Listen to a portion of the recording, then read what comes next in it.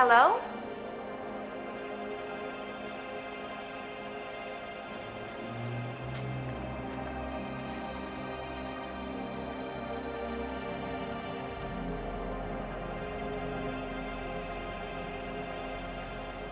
Is this the Laurels?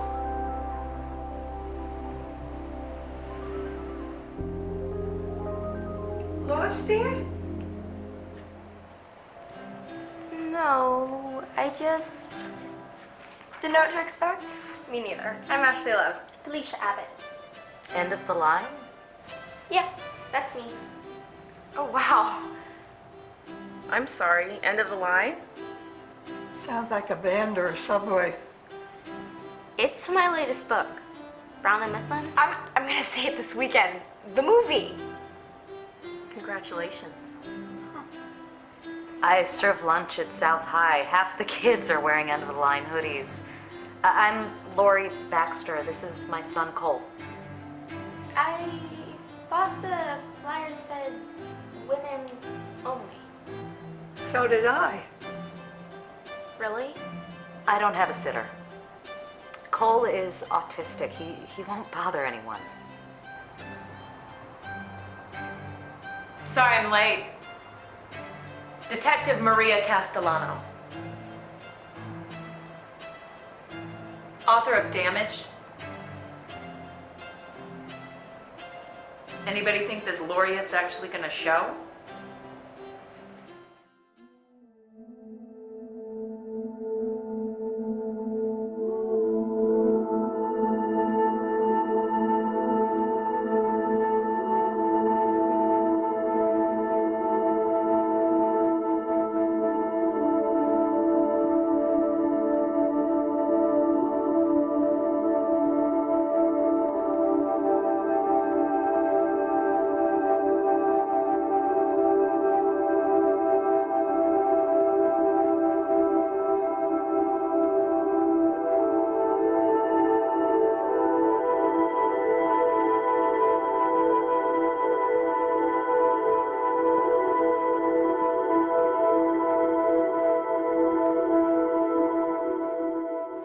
I would hope so.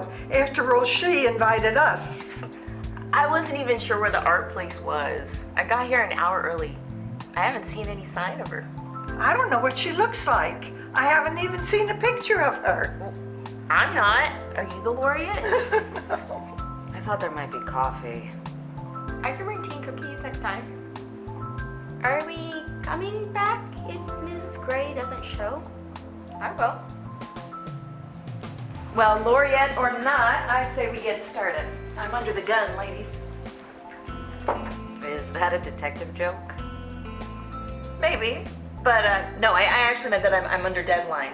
My publisher's breathing down my neck. They want me to make a movie, a spin-off of my book, Damaged. I read that. The Sockeye River Slayer. Brutal story. Fact is darker than fiction. That's true. Are you the hero? The one that finally caught him? No comment. No comment? Don't you want credit for your work? Killing a monster. Or was it a ghostwriter? No, it was me. Look, I know the book is a bit raw. Yeah, You read it? I read everything. Okay. Well, that's why I'm here. I'm hoping that you ladies will help me take my book to the next level. What's the next level? You shot him. End of story. Well, my publisher wants me to ride this media frenzy. Make the movie, keep the buzz going. I mean, you have to live in a cave not to know the story, right? I guess I live in a cave then. I don't follow crime stories or killers. Do we have to talk about this? I'm sorry, I didn't mean. We don't get a paper or watch the news. Cole can read, and he understands. I try to save him from what I can. Good for you, Lori. Is it good for him? That's not for us to say. A mother protects her child as she sees fit. What about you, Lori? You work at South High School? Nothing glamorous, just a lunch lady. What do you write, Lori? Have you been published? I'm not sure what I write. I wasn't sure anyone ever had written like me. I talked to Hannah, the librarian at South, showed her a little. She gave me some books, nothing I'd ever heard of. The Sun Also Rises, Men Without Women. Oh, Hemingway. Classics. I was 18 when I read Hills Like White Elephants. The way a man and a woman can see the same thing so completely different. Is that good, Hemingway? Where's his father? Seriously? It's all right, all the questions. I've never been published or well-read, and it's just me and Cole. The flyer said women. Some women are moms. I only asked because I felt if she's some girl Hemingway, maybe there could be someone else to share her burden. He's not a burden. He's my son. My marriage fell apart after Cole's diagnosis. Scott said we should put him in a home. I said he already has a home, with me. I came here because I need to know, is my writing good enough? Can I make a better life for me and Cole? Not as a writer. Felicia! It's not about talent. It's about math. There's 500,000 novels published every year, and 2 million fiction writers. About 1,000 of those make a living at it. That's 0.05%. You want a better life? Become a plumber. You're not a writer. That's pretty defeatist. Pragmatic. Anyone can be a writer. Not everybody can be a working writer. Talent has nothing to do with it? How absurd. Wait, Felicia, are you in the top percent? For you? I kept my day job. Exactly. I get by. Mostly, I make other people rich. Your publisher? And my agent, my editor, and the studio that bought my movie rights. I can't imagine life as a writer is harder than making lunch for 2,000 teenagers. I can. Felicia! I'm not trying to be a jerk. I'm just trying to tell the truth. Last year, I toured for 8 months in 10 cities. I lived out of hotels, which I paid for. Ate ridiculously expensive room service every morning and every night. Because going to a restaurant would have meant signing autographs and posing for pictures and showing up on the cover of the Inquirer chewing with my mouth open. Signing autographs sounds fun. Ashley. It sounds exhausting. It is. I toured for a month. It took me 2 months to recover. And then it was another 6 months before I even saw a royalty check, which was peanuts. I wouldn't take it for granted. We'd make the most out of it, Cole and me. I've never been out of Washington, barely been out of Port Laurel. If I can give him a chance at I wouldn't turn away a silver platter. No one gave me a silver platter of anything, Lori. I worked my ass off in school, and I still got rejection slips. One publisher said that English must not be my first language, so she rejected me in Italian. I was 13 when I finally struck a nerve with this whole teen angst, end of the world thing. I'd been writing novels since I was 9. My publisher ran the child prodigy angle into the ground, ran me into the ground with it. I finished school with tutors and emancipated by 16. Nobody gives me anything, Lori. Nobody ever has. Where are your parents? I never knew my mom. She left when I was a baby. What about your father? This is starting to feel like group therapy. I've never been to therapy. I was just hoping to meet the poet laureate. Her work is so real. She takes chances I wish I could take. I'm just not sure this is how I want to spend the rest of my life. Sometimes we have to do things we don't like. That's what life is, dear. All this whining about having to work so hard writing nonsense about the end of the world, or profiting off the actions of a sociopath. When you're my age, then you'll realize what sacrifices are. What do you write, Miss Ruby? Historical fiction. Yawn. It's important to tell old stories. So we don't repeat them. Young people don't realize the suffering my generation went through. What is your book about? Germany, World War II. The war that should have ended all wars. Unfortunately, it didn't. Didn't what? End all wars. But it did end many other things. We did win. The Allied forces did beat the Nazis. But at what cost, Ashley? We hesitated. We were complacent. And 60 million people died. Almost 3% of the world population. The cost of war. I understand the cost. But Hitler made being Jewish a death sentence. Not just the Jews. No, Gay, disabled, anyone who wasn't white. he destroyed so much. Sounds like a history lesson. Ruby, are you Jewish? Yes. You don't sound Jewish. What does Jewish sound like? Well, And you're not profiting off the actions of a sociopath? Excuse me? I assume your book includes Hitler. It includes meticulously researched history. It includes factual accounts, not sensationalized headlines.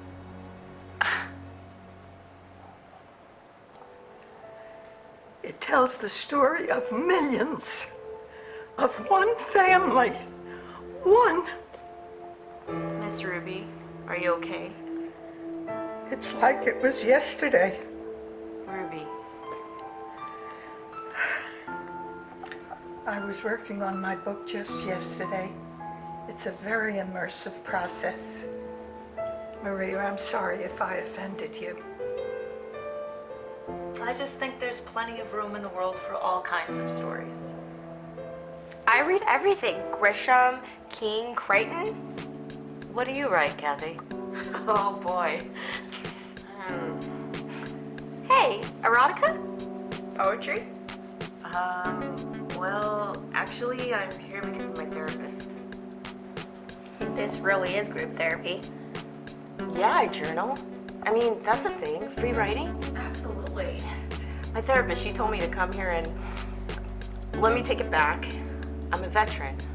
4 tours. I knew I liked you, Kathy. Protect and serve. All right. Thank you, Kathy. That must be some intense journaling. It can be. What does a woman soldier do? You don't fight the Taliban? Insurgents? No. I was a medic. like a nurse? A field medic. I wasn't supposed to be holding an M4, but you just never know. Just in case you're attacked. Just in case everyone else is dead. Kathy, would you like to read? I didn't bring anything. I like to scout out the group first. Me too. Did we pass muster? Absolutely. I'd like to read. I knew I'd like it here. I was just nervous because of the poet laureate. You know, not everyone knows what a poet laureate is. I just guessed it was a type of poet. Cole loves Shel Silverstein. Everyone loves Shel Silverstein. The poet laureate is like our national poet.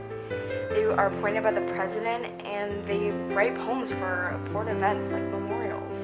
And the salary hasn't changed since 1936. Way to appreciate the arts. But I don't mind if Laurels not here. I finished my first book, and I'd really like to be back. What's it called, Ashley? Origin 5, The Biggest Bang. Is it religious theory or Space romance. It's like Homer's Odyssey. the Space Odyssey? Please read your book, Ashley. Please. Well, maybe some of it. Okay. Here's nothing. Doesn't look like nothing. The Origin 5 was no ordinary ship. It was an Origin-class vessel, the 5th. The other Origin ships had never done anything important, but everyone knew that wouldn't be the case with the Origin 5. Not with Captain Starbuck at the helm. Captain Buck Starbuck, a gentleman, a soldier, a lover. Buck had grown up in space. Not literally, of course. Space was a vacuum and no one could actually grow up in it. They only died in it.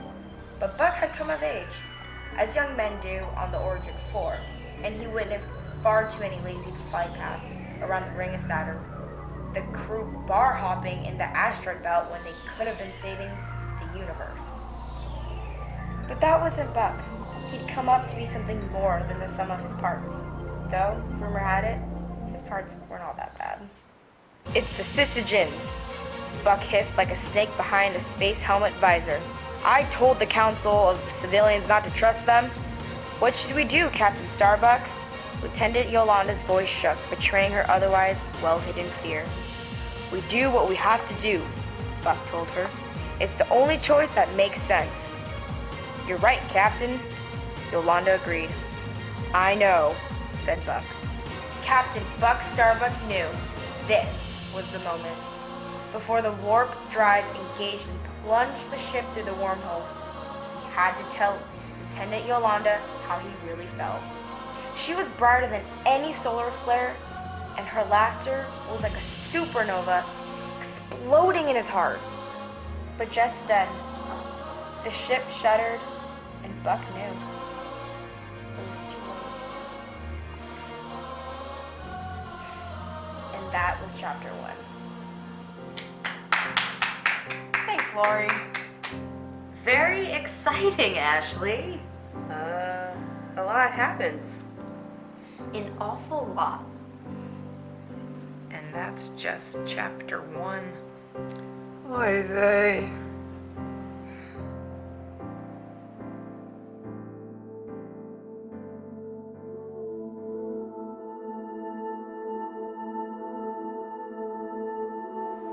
It isn't our economic state that rocks our foundations.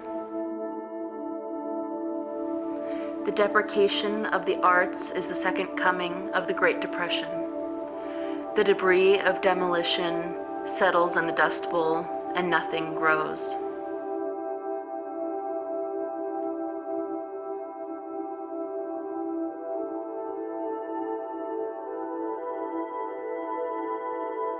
Where are our Hemingways, our Sartons, Woolfs, and Whitmans? Where are our voices, young and old, brash and gentle, poetic and lyrical, sharp and alive like lightning across the summer sky?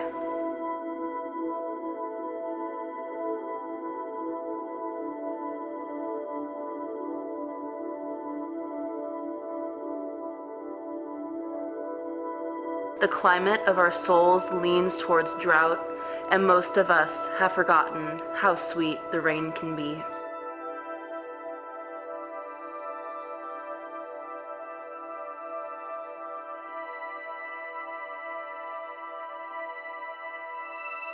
Let us all pray for a reversal of our creative fate before fate itself loses its mystique.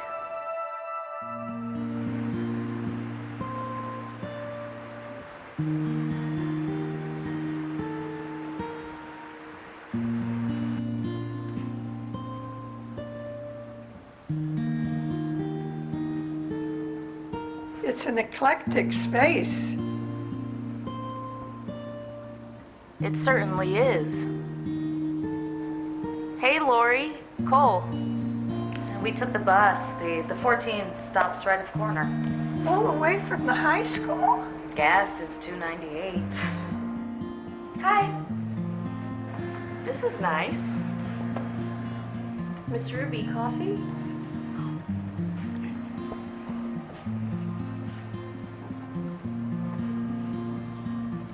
Cream and sugar, please, Kathy. Can Cole have a cookie? Cole can always have a cookie. Here, Cole.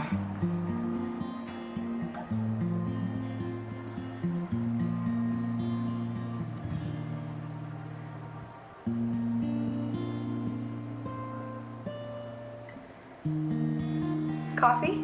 Oh, I can get it. No, it's okay. I want to. Did you guys know there's free parking in the back of the building? Is it lit? Maybe we should carpool.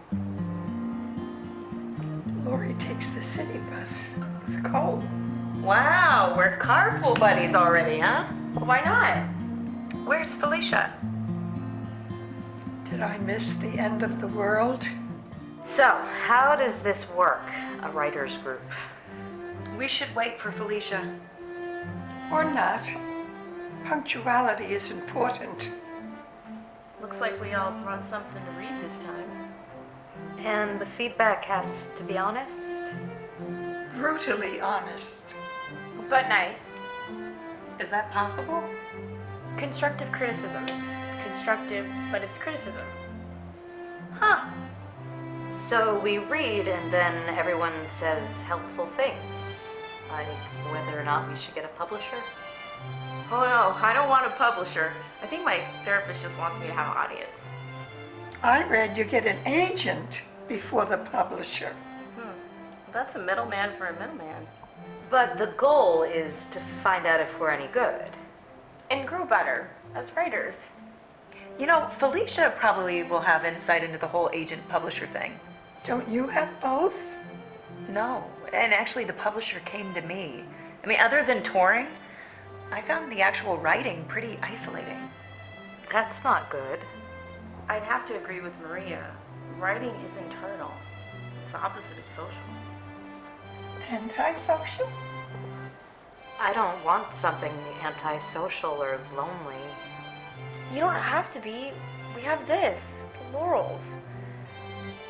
I'm here tonight because there's nothing on the History Channel. Unlike the writing, you are surrounded by people when you tour. There's travel and all the attention. It's the opposite of lonely. Not lonely? Lori, why don't you read?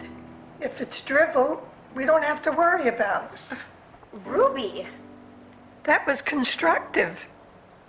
You ready for that carpool now? No, Ruby's right. I'm sure it's not drivel. It might be.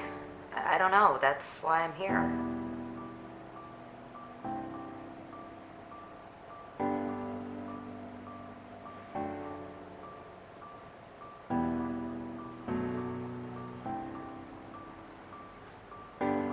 Okay.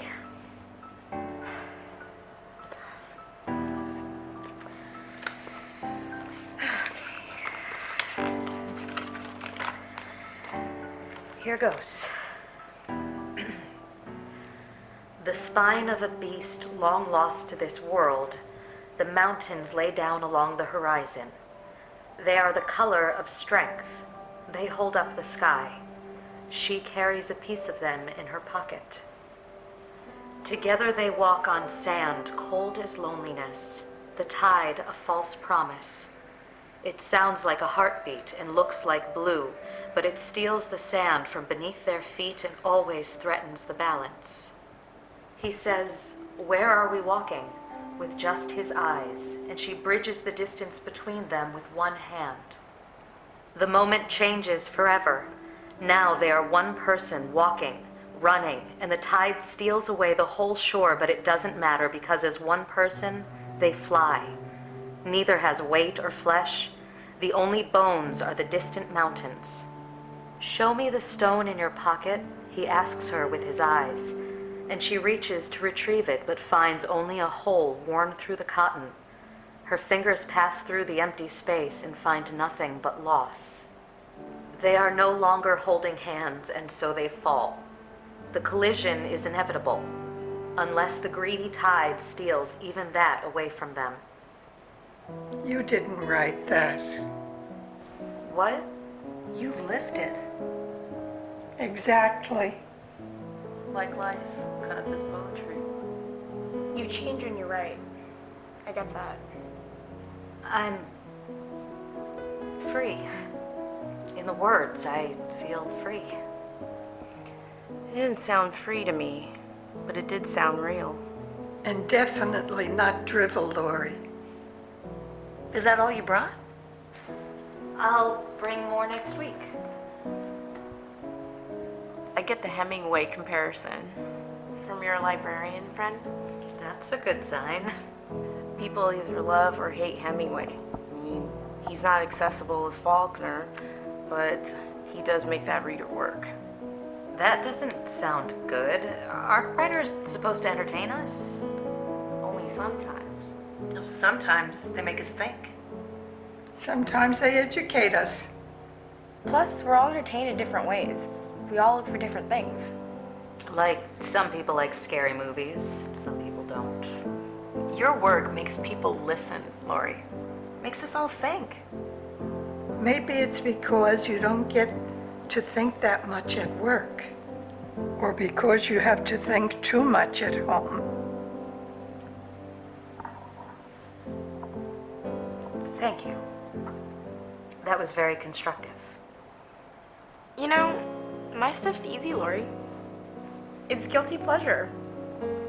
Buck Starbuck. It's fun. I write escapism. A time, a place, a person you don't get to be. You can escape somewhere else.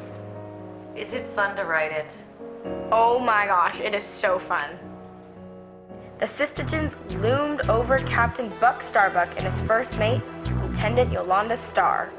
They were narrow, Sistagens both in build and in ideals. They were also blue, scaly, and evil.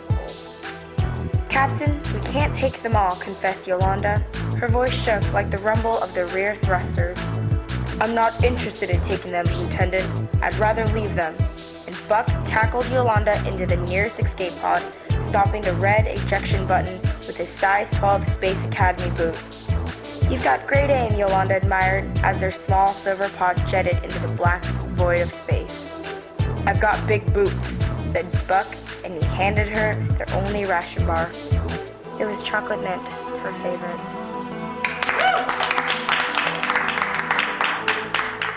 I love it. I don't know why, but I just do. It's exciting. I feel like I'm right there on that ship. It's ridiculous, ludicrous, and someday you're gonna be very rich. You could have Buck Starbuck hoodies, Ashley. Yeah. Star. What is it, Cole? Cole? Starbuck. That's my main character, Cole. Buck Starbuck, after Starbuck and Moby Dick. He's not so serious, though. It's okay, Cole.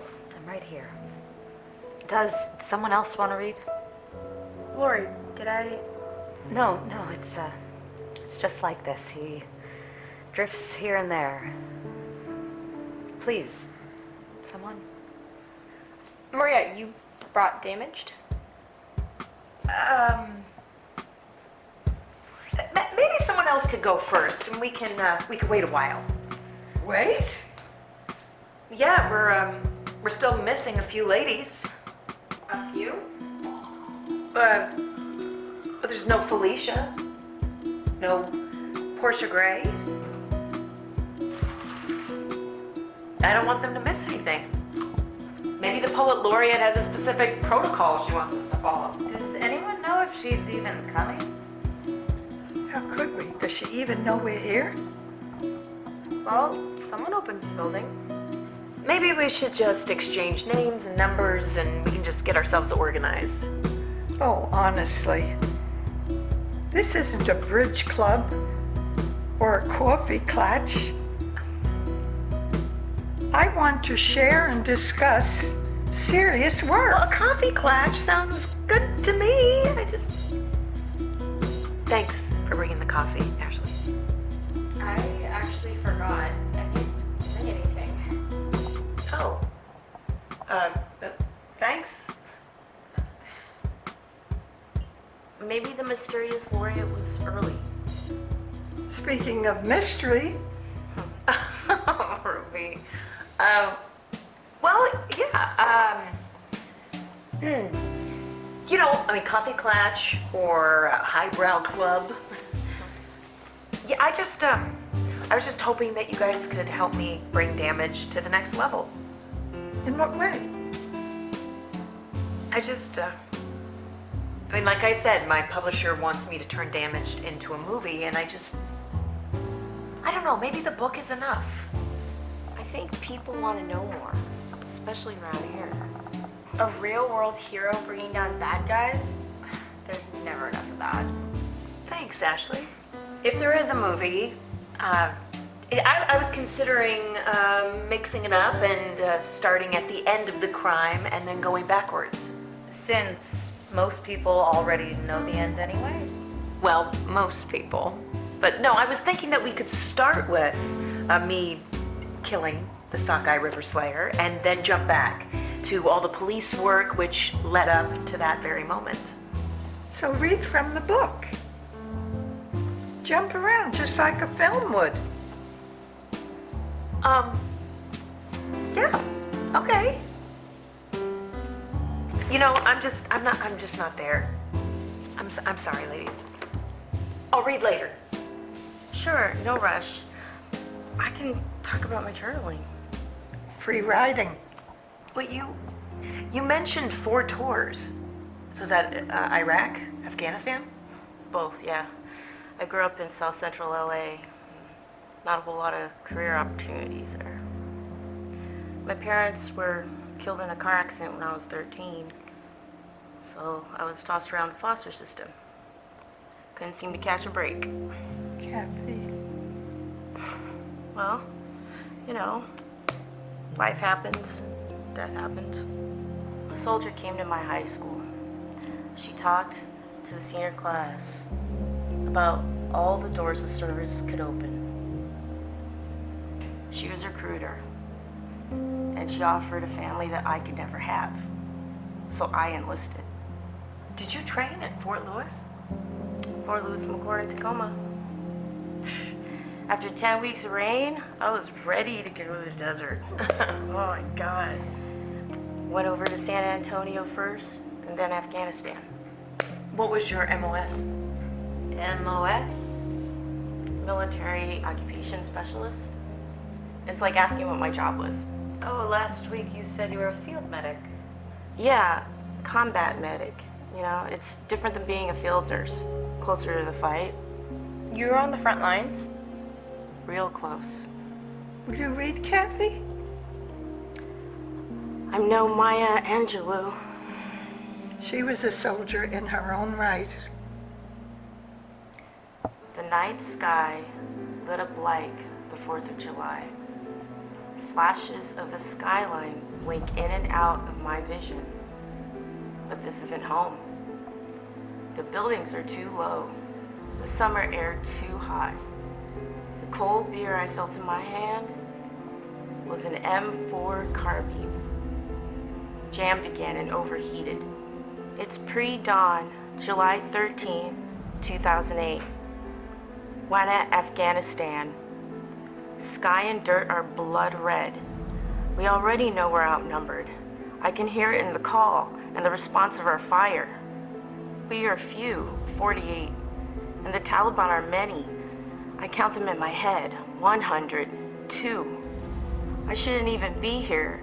I should be back in the MASH tent, tending the wounded, but the wounded are gone, 4 so far. It didn't make sense to sit with the dead when I could fight with the living. Did I miss anything? Sorry I'm late. Very late. It's fine, Felicia. Kathy was reading. Sorry I missed it. No, good timing. I was done. It was intense and beautiful. Thank you, Lori. Thank you. It isn't so much about social or antisocial, lonely or befriended, because ultimately it is all escape. The abdication and departure, extrication and release. When we write, we withdraw. When we read, we retreat. All of it is letting go and letting life carry on without us. Whether eating new knowledge or exploring new horizons, whether seeking the truth or shooting arrows at the moon, there is no way around it.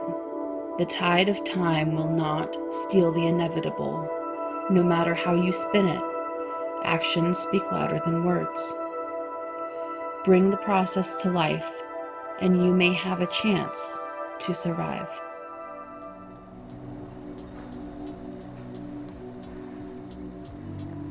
Did I miss Portia? Someone brought coffee. And cookies for Cole. I think the group is fine as it is. It's diverse. It's constructive. Open to new ideas. Week 2, we're already friends. You sound like Maria. Kathy wants us to carpool. No thanks. You can't carpool with someone who's late. I had a thing. An interview? A pedicure. I like open-toe heels. You're an hour late because of a pedicure? It's across town, and you do not want me here without a pedicure. Just wear flats. I'm 5'2", Kathy. I never wear flats. So, I missed Lori, Kathy, and Ashley reading. Who's next? I'll go. I'll start from the beginning. Give you all a feel for it, and hopefully you can help me turn it into a screenplay. Give us some background, Maria. Background. What were you like before the infamous sockeye slayer? Well, I grew up in Rat City, Rat City? Southwest Seattle. It's the neighborhood. It's nicknamed Rat City. There was a relocation and training center there in World War II. That's one explanation. The other explanation is the significant rat population. That's awful. Oh, no, it's gotten better since I was a kid. But back then, I just wanted out. So you became a cop? Not right away. I met a man. A musician. Rock? No, classical. In the Rat City? No, it was at Seward Park. It was a public art project bringing culture to the poor and huddled masses. The first time I heard Vivaldi, I wept. The way 4 seasons. 4 seasons. It paints pictures. Vivaldi was the first violinist to tone paint. You like classical? Hate it. Well, I loved it. It was surreal, and he was handsome and intense. It was like he was playing just for me. The world was just swallowed by his music.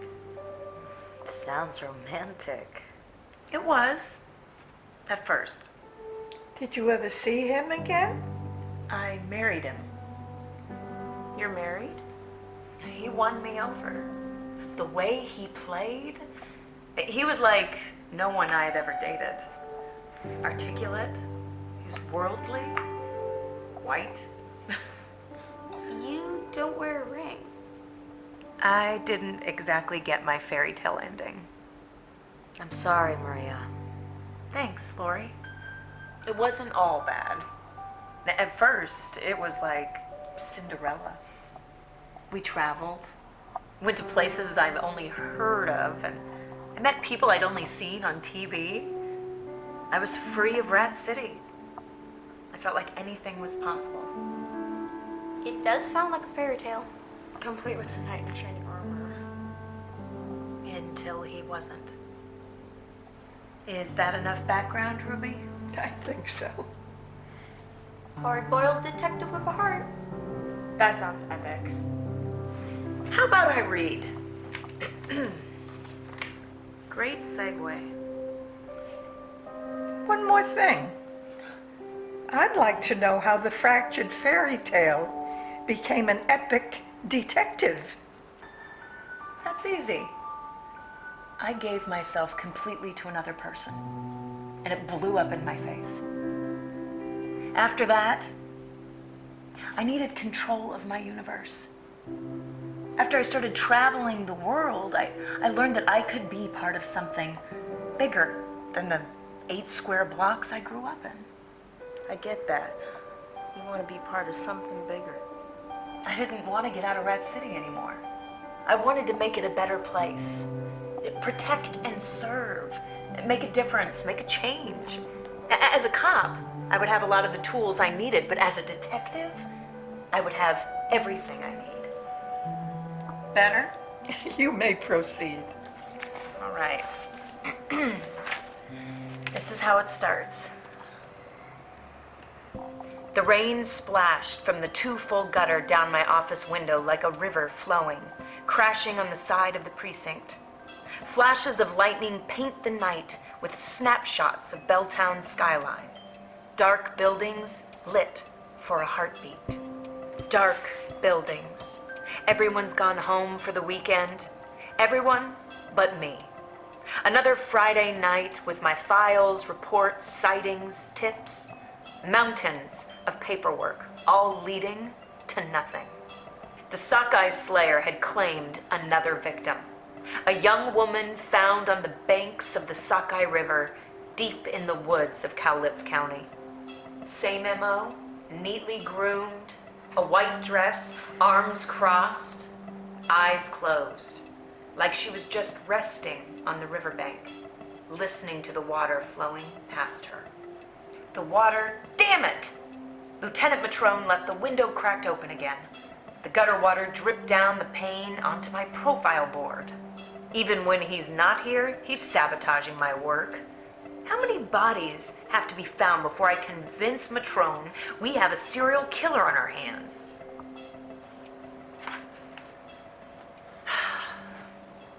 What did you think? I think it's crap. Felicia, you don't mean that. I do. And when I read, I hope all of you will be just as honest. I certainly will be. Can you give me something more... More constructive? Sure. You will never write a screenplay. Throw me a bone, huh? What is your problem? What isn't a problem with this? Film noir went out in the 50s. And Damaged isn't film anything. It's a novel. And you're not a writer. You're a cop. Who wrote a book? Do you need me to do the math again? Lots of people write books. They didn't hire you. What? I saw Another Line last weekend. The movie? A man wrote the screenplay. You're only named at the end of the credits. Based on a book by Felicia Abbott. You know, screenwriters write screenplays, not novelists. Now she's a novelist. Stephen King writes his own screenplays. No, I get it. It's rare to do both. It's unheard of. I can't do it. You're right. That's why I'm here, Felicia. For help. What help can any of us be? No one else here is published, and Michael Bay wrote my movie. I can't help. You can. I can Google formats and margins, but you've seen your book transformed. What did they keep? What did they cut? You've published 8 books, Felicia. You have so much to share here. We can all help each other. We're ready for the carpool.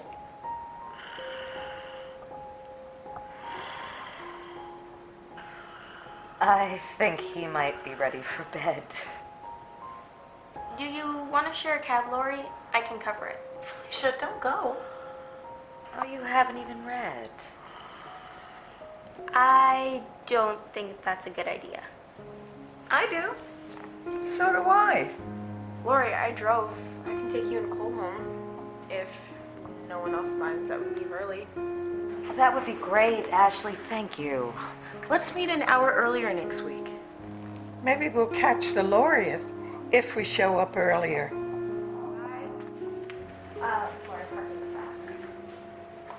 It's probably best. It's not a PTA meeting after all. Cole doesn't worry me as much as Ashley. She seems very sweet. Exactly. Too sweet? Ashley seems so settled, content. Now, it seems so wrong to upset her balance. Well, Ashley was okay with Damaged.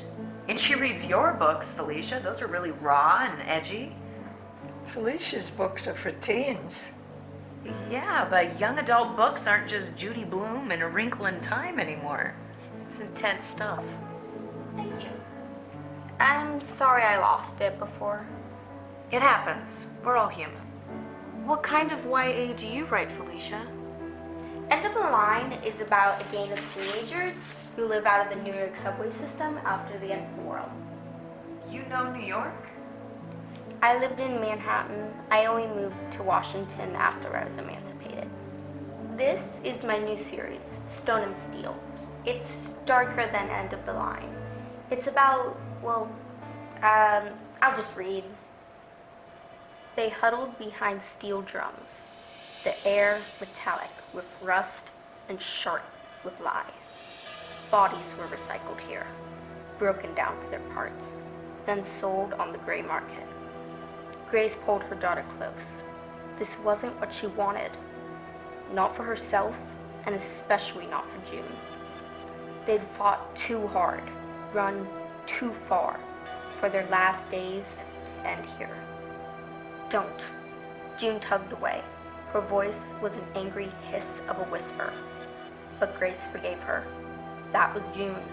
Even as a little girl, she'd been angry, as if June was furious at the world for falling apart.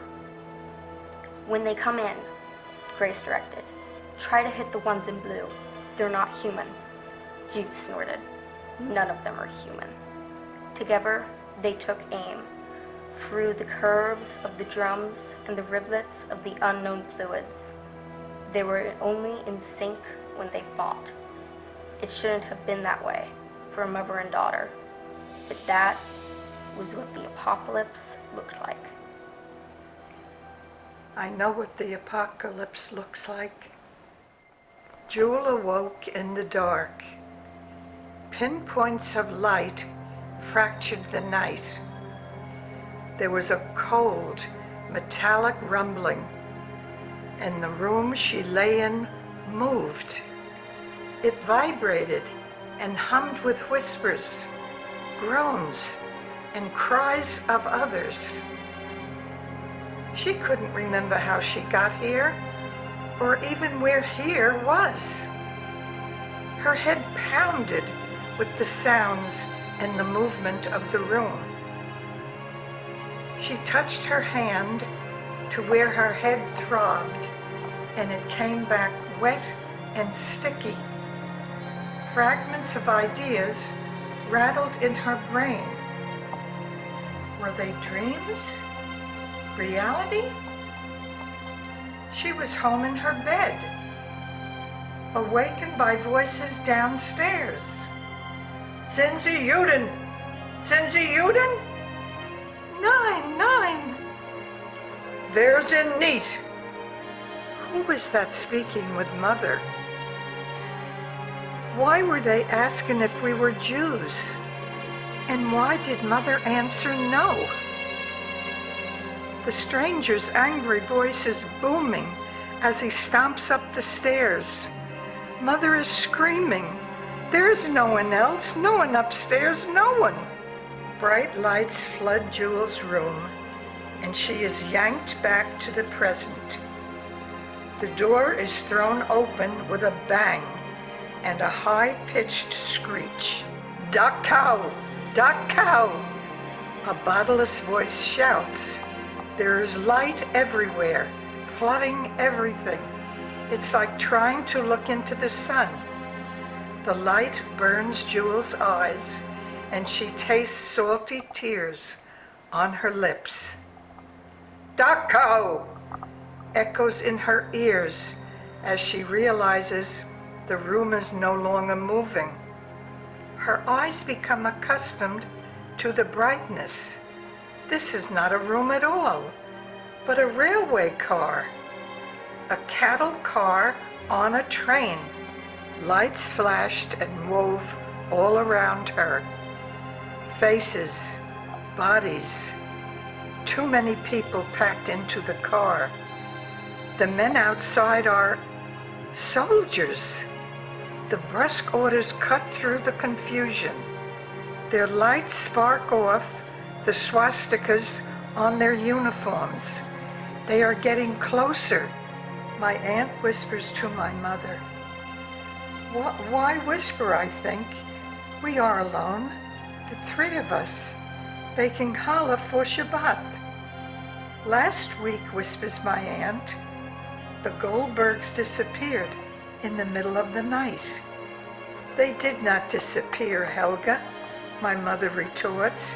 You are frightening the child. Where did they go then? Jewel asks her mother with pleading eyes. Oh, Boobala, they left for Switzerland, a long-planned vacation. They went by train. Hast du nicht in hearts? I was Incredible, just fell Miss right into it, Ruby. That was great. I never liked historical fiction before, but I wanted more and dreaded more at the same time. It was horrific, but beautiful too. Beautiful in a brutal way. I don't understand. There wasn't anything beautiful about it. We should be more concrete, more constructive. Well, the events you're writing about are very ugly, but the way you're writing them is very beautifully done. Exactly, but I would change only one part. Change? I would draw out the opening more. So that we can experience Jewel in that train car longer. Longer? So when that car door opens, That's a great idea, Kathy. I felt the same way about the memory in the kitchen. I wanted more of the smells and the warmth. I want to know about this family. I wanted you to linger more. More lingering? I liked the fast pace and the jarring juxtapositions, but my only feedback would be there was a slip-up about halfway through. A slip-up? You switched from third person to first person. You said I instead of Jewel. I've had enough of this constructive criticism.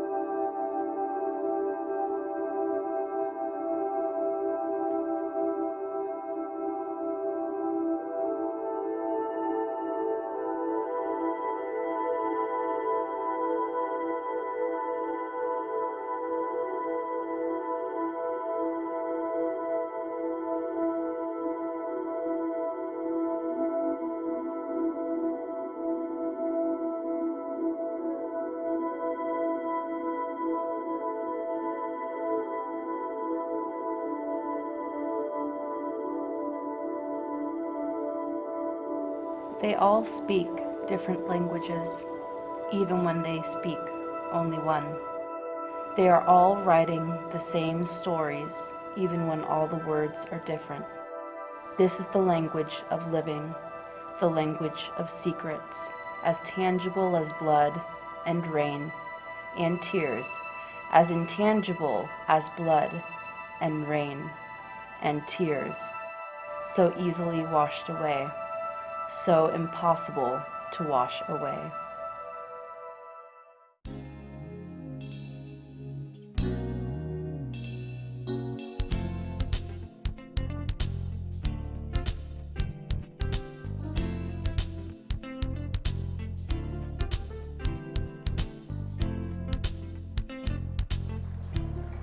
So are writers just chronically late?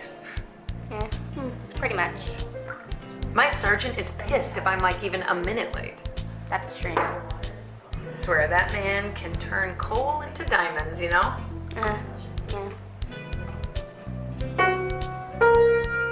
My father always wanted me to learn. Did? I was drawn to the trombone. That's a bold instrument. I'm in favor of bold instruments. Doesn't God favor the meek?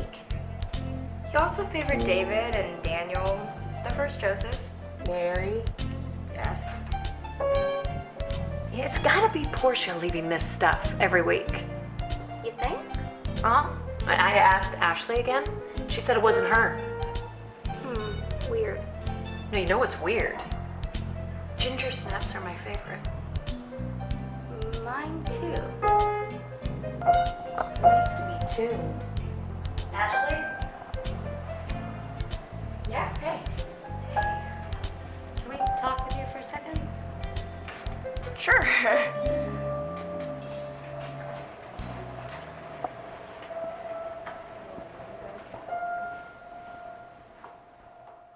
So, what's up? Cole wants to talk to you. I thought it might be easier out here. Ash, It's Ashley Cole. It's okay. You can call me Ash.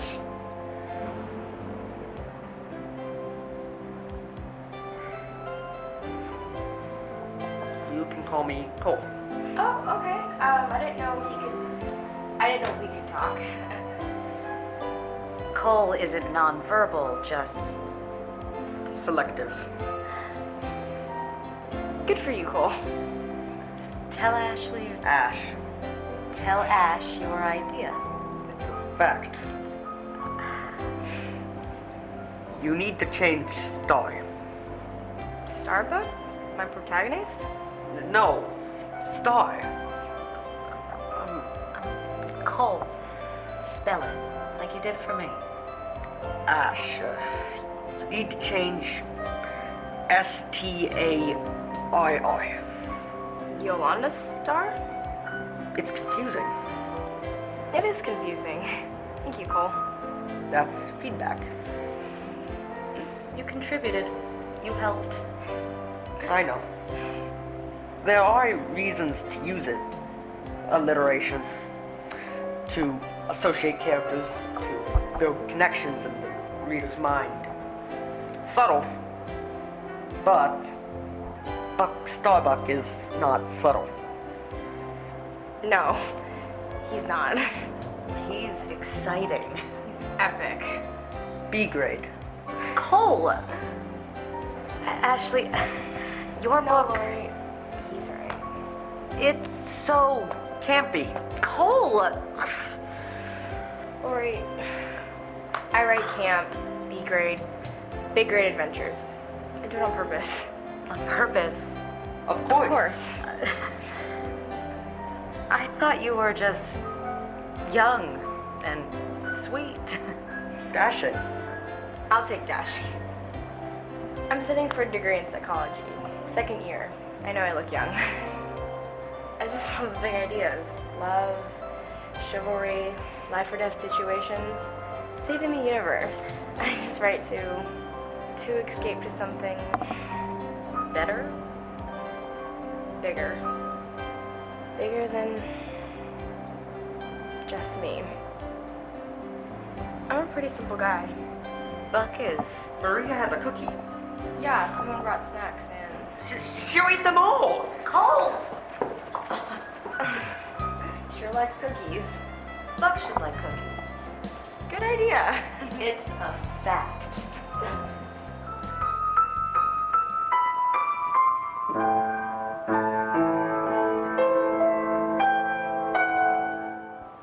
That's nice, Kathy.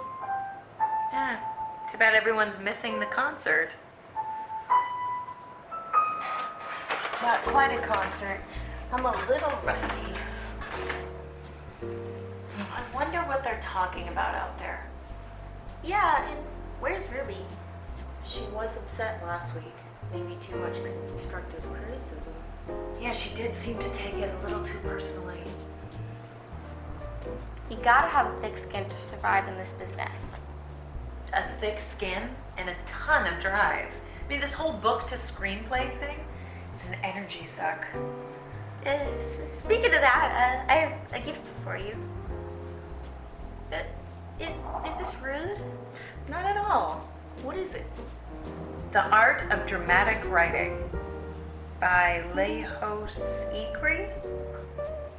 Wow. Thanks, Felicia. He was born in 1888 in Hungary. Huh. It's considered the Bible of great screenwriting. That's a good gift. I wish someone had given it to me before they stole End of the Line. Stole? That's what it felt like when my agent told me that MGM had already bought my movie rights and they had a screenwriter. But you had input, right? Final say? I wasn't even allowed on set. Felicia, I read End of the Line, and I saw the movie, and the movie was good. But your book was better. Really? You wrote an incredible story. It was so raw and real. It was nothing like pulp science fiction. No one can steal that from you.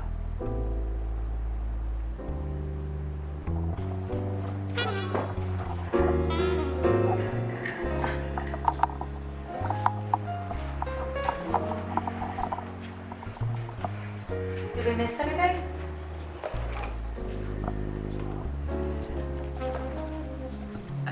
Well, we pretty much established that literary agents suck. Good to know.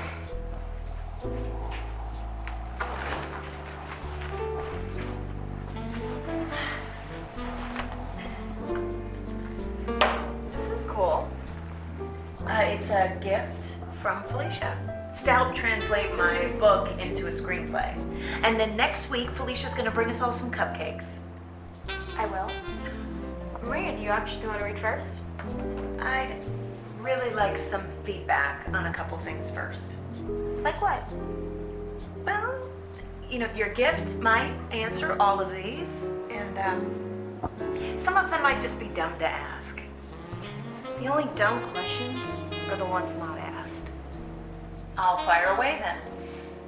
Well, you ladies remember when I told you I was thinking of doing the screenplay starting with the end of the book. So what do you think about that? I love non-linear movies. It makes sense. I mean, everyone who follows the news knows he was stopped. Or was he? That's my next question. Should I tell the whole story? I studied him, the sockeye slayer. I tracked him for months. I came close, real close, more times than I can remember. But to finally reel him in, I used myself as bait. What? Was that in the papers? Definitely not in the papers. Oh my god. Now, I know I hit him 4 out of 6 shots. Kill shots. Every one of them. But then he fell in the river. And the rain, it was torrential that spring, so the river was raging, and it just picked him up like a rag doll, and it swept him downstream, and his body was never recovered.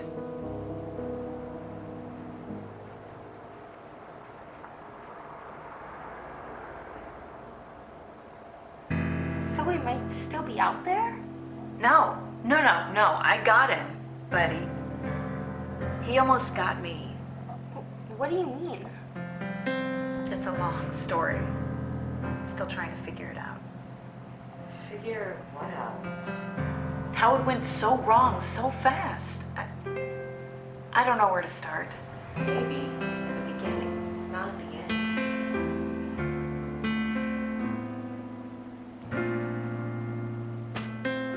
Okay. It didn't take long to figure out that he had a type. I mean, his victims were just piling up. Slender, blonde, 20s to 30s, single, lonely. I couldn't put together where he was finding them. And none of them had been abducted off the street. And besides their physical similarities, I had no other common denominators. I investigated every detail of the victims' lives. Where they worked, where they lived, shopped, worshipped, worked out. It was exhausting, but it paid off. It was a hair salon. They all shared the same salon.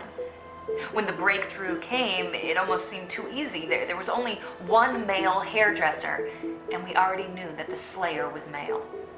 So, I made an appointment. Andy Marsh. Charming. Handsome. Easy to talk to. Cunning.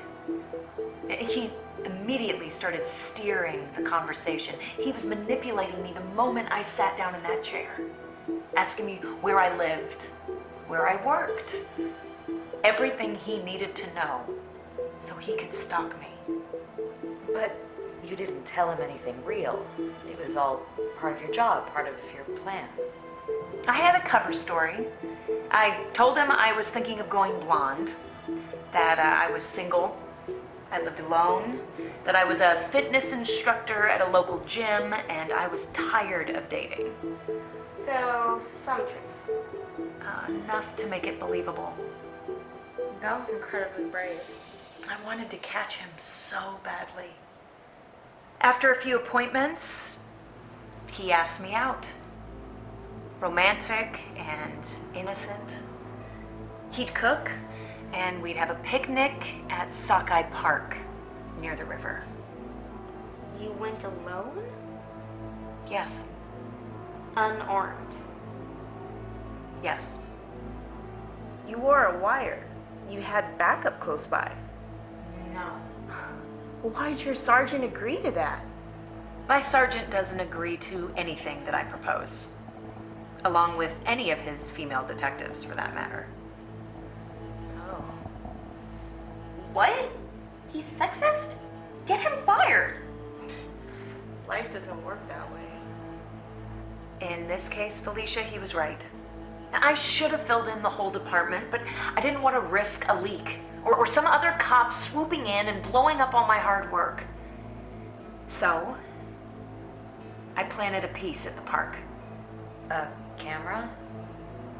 A gun. I got to the park early. I brought my own picnic blanket so I could spread it out near my hidden piece. My gun. But when I got there, he'd already arrived. He had everything all set up. There's more privacy in his spot, he joked.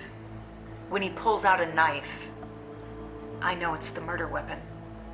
I've seen what that knife can do.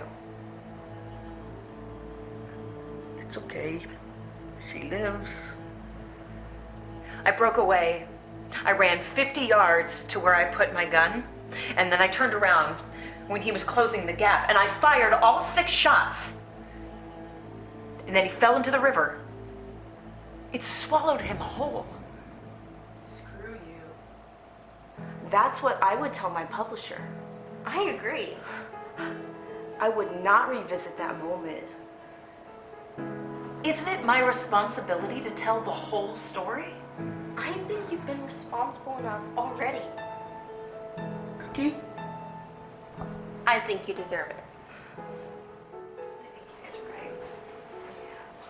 Oh, I'm excited for you to read. What's the game reading question?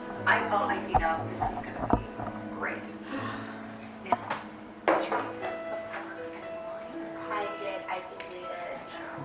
and then MGM? Did my bravery inspire you? No, I mean, I type on a 1975 Olympiad Traveler. Happy birthday. A typewriter? It's a good year. Yes. So you're revising. Where do you find the ribbon for the 75? You have to retype every time you edit? Yeah, I actually get it from my college bookstore. It's they have great special ordering system. College? I turned 20 in December. How old did everyone think I was? 17? Well, how old are you, Felicia? Never ask a woman's age, Kathy. Well, Cole and Lori pointed out. It was just Cole. I didn't catch it. So you're changing your novel? Yeah, retype this weekend. The whole thing. Probably 200 pages or so. How long is your book? 745 pages. Epic. How would I read? The escape pod was only that, a pod capable of escape. It had limited thrusters, limited resources, and no amenities to speak of. It was round. It was dim. It reminded Lieutenant Moonchild of home. Yolanda Beatrix Moonchild had grown up in the dark, a meteorite miner's daughter and his only child. They were always moving from one chunk of rock to the next. Prospectors in space where prospects were limited. Maybe Moonchild sounds like a bright name, a name full of promise and options. A sweet name. But Yolanda always thought of it like it really was. She was a child of a moon, the dark side of some chunk of rock where mining was allowed. At least that was what she thought before she looked inside herself and found a soldier. Until she looked long and hard and found Starbuck. Captain Starbuck, can you read me? The tinny voices crackled to life in the close quarters of the escape pod. Someone was hailing them. Someone's hailing us? Buck announced needlessly, but Yolanda didn't mind. Buck's deep, steady voice was always welcome to her ears. If you read, Captain Jettison the traitor and will hold our fire. You have 20 seconds to reply. Don't boss me, Buck said under his breath. Then louder he mused. What traitor? It's me, Yolanda confessed, putting her life in his space-weathered hands. Yolanda Beatrix Moonchild, answered the cosmic interloper over the intercom. Moonchild is a traitor to the Sistogen people. Captain, Yolanda's voice was softer than she wanted it to be. What are you going to do? Yolanda, Buck turned towards her slowly, his left hand just inches away from the big purple eject button. Call me Buck.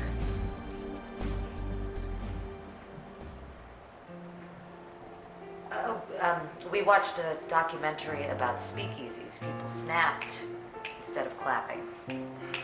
But I can't snap. It's okay, I can't either. Well, I can snap and applaud and give you a standing O. Now, Ashley, really, you tell really engaging stories.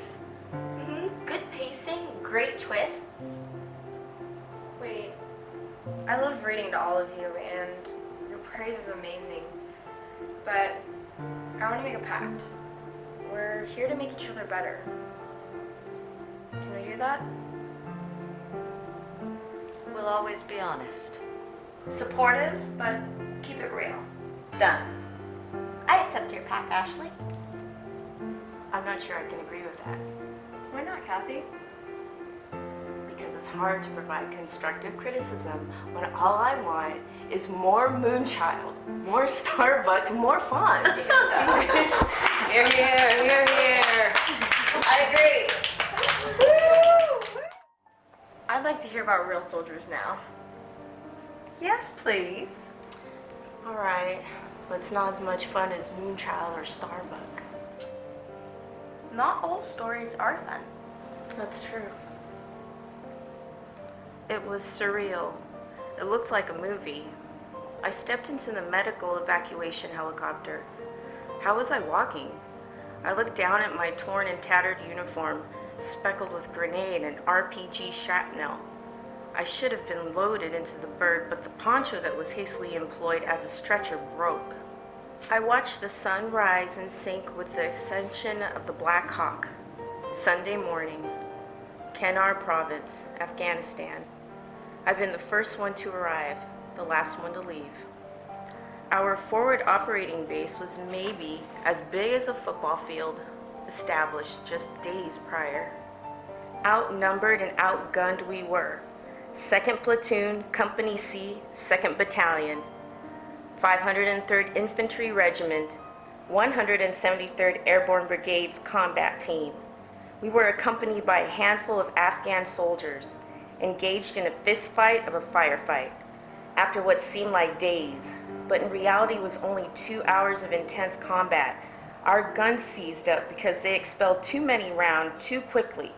Insurgent bullets and dozens of rocket-propelled grenades filled the air. I'd abandoned the MASH tent to join the fight, but was blown out of fighting position when an RPG struck my helmet. I survived. July 13th, the day 9 chosen company soldiers died. It was just days before our unit was scheduled to leave the base. The first RPG and machine gun fire came at dawn, strategically striking the mortar pit. Then the insurgents sighted the tow truck. That was near 0430. This was no haphazard attack. 200 plus insurgents fought from several positions. They aimed to overrun the base. We knew it and fought like hell, like our lives, like more than just our lives depended on it. Barely 5 minutes into the attack, our soldiers were dead or dying, wounded and bleeding, fighting with a ferocity few of them had ever had to muster. Grenade blasts blew us off sandbag walls. Dislodged helmets seemed to set the world on fire. Even comrades calling for help had to wait for hands to be free of retaliatory grenades. It was hell spilling out over the surface of the earth.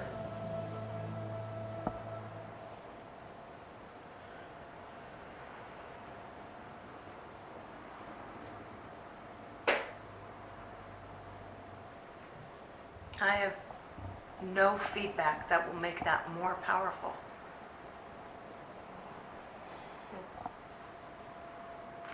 You all made him more powerful just by listening.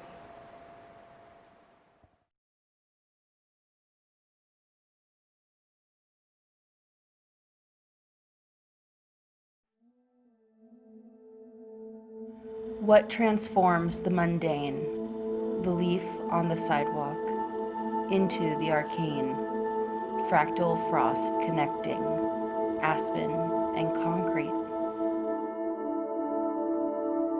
What transforms good into better, strong into powerful, mortal coil into immortal words? It is the dichotomy of Hans Schrödinger, his cat and box analogy, an albatross around his career of greater ideas. It is not the observed that transforms itself. It is by the hand, by the eye, by the ear of the observer that everything and everyone is changed forever.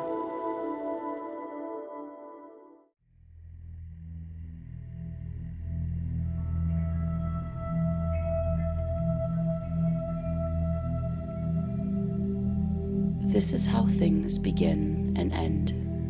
When a door closes, a window doesn't always open, but just reach out, open the door again.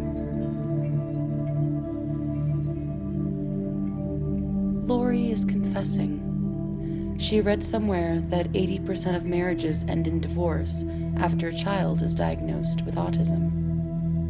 But Ashley knows that's fake news. It was debunked by the Kennedy Krieger Institute. Lori's ex-husband was probably just an ass. And Lori loves coal more than words can describe. From the first moment she held him, through every milestone he missed, she only loved him more. And Ashley can see it all. Lori tells her, in the beginning, there were tests and evaluations, assessments and assignments. Her boy refused to engage with the doctors because they treated him less than. They treated him like a problem, to label and prove.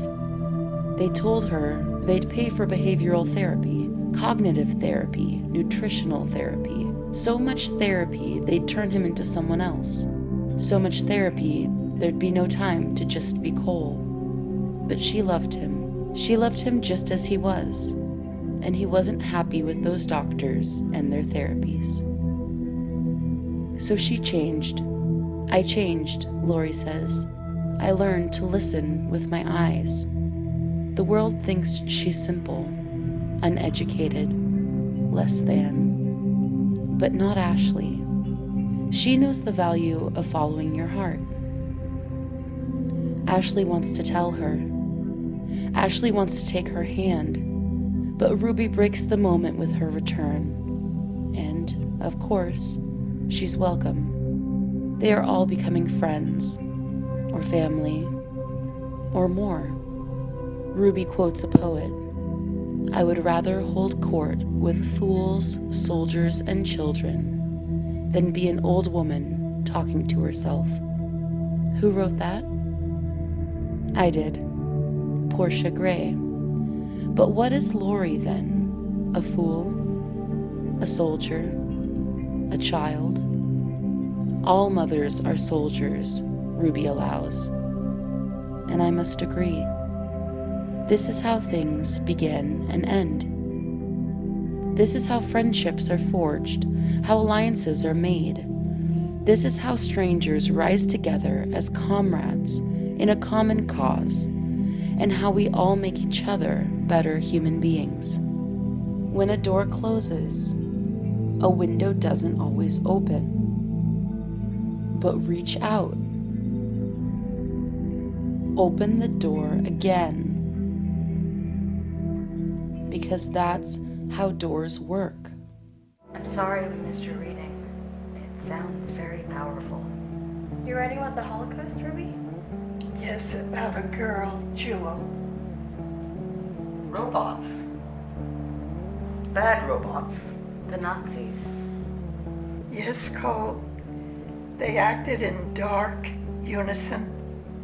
I do apologize for my tardiness. I took Felicia's advice and got a pedicure. What did I miss? Well, I talked about the Sockeye Slayer some. And then Ashley read a great chapter about Yolanda and Buck. And Kathy shared a combat memory. Oh my. Ashley, Kathy, maybe you'll print copies for me? And Maria, maybe coffee this week so we can catch up? Well, sure, but I think the printouts might be a problem. Why? I write longhand in my journal. I work on an Olympian traveler. An original 69? 75. Not quite an antique.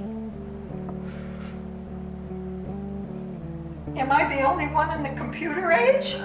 I have an old PC, but it sounds like a jet plane when I turn it on. I write on my phone. It's all in thumbs. Bic. We buy big pens in bulk at the dollar store. Aren't we just a collection of Something. That American image of a writer with like a smoking jacket, a white man holding scotch. I have nothing against a good scotch. I don't think that image exists anymore. It exists, but it's not accurate. I blame NaNoWriMo. what's her name? Oh, Roy. National Novel Writing Month. In November, 200,000 people all over the world write novels in 30 days. A lot of high schoolers do it. Huh. Are the novels any good? Oh, please. Well, at least people are writing. Sure. Will you read today, Ruby, so we get to hear your work? Bet you spent more than 30 days on your novel. 30 years, dear. I can spend 30 days on a thank you note. The bright lights blinded Jewel. As the soldiers herded everyone from the train, like cattle, shouting and prodding them with large sticks, Jewel stumbled. People all around her fell on each other as they struggled to move forward in the jarring mix of pitch black and blinding light.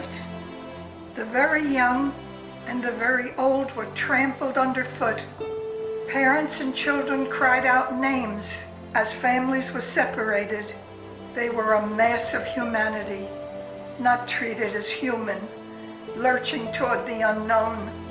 The barracks were barely standing, buildings made from used and crooked lumber patched together. The intermittent sweep of the floodlights periodically drowned the rows of buildings and cast distorted skeletal shadows, shadows that stretched long arms across the hard-packed ground and foretold of horrors to come. Jewel tried to help others stand when they fell. She tried to tug children back to their parents, but her efforts only meant she was last to reach the barracks. There was no reward for her risk.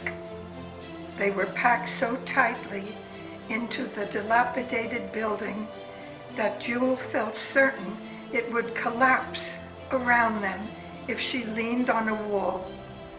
She swayed in the doorway, exhausted, hungry, thirsty. Her knees started to give way beneath her, and she began to fall. Passen Sie auf. Be careful. An arm reached out and steadied Jewel. She looked up into the face of a soldier barely older than she was.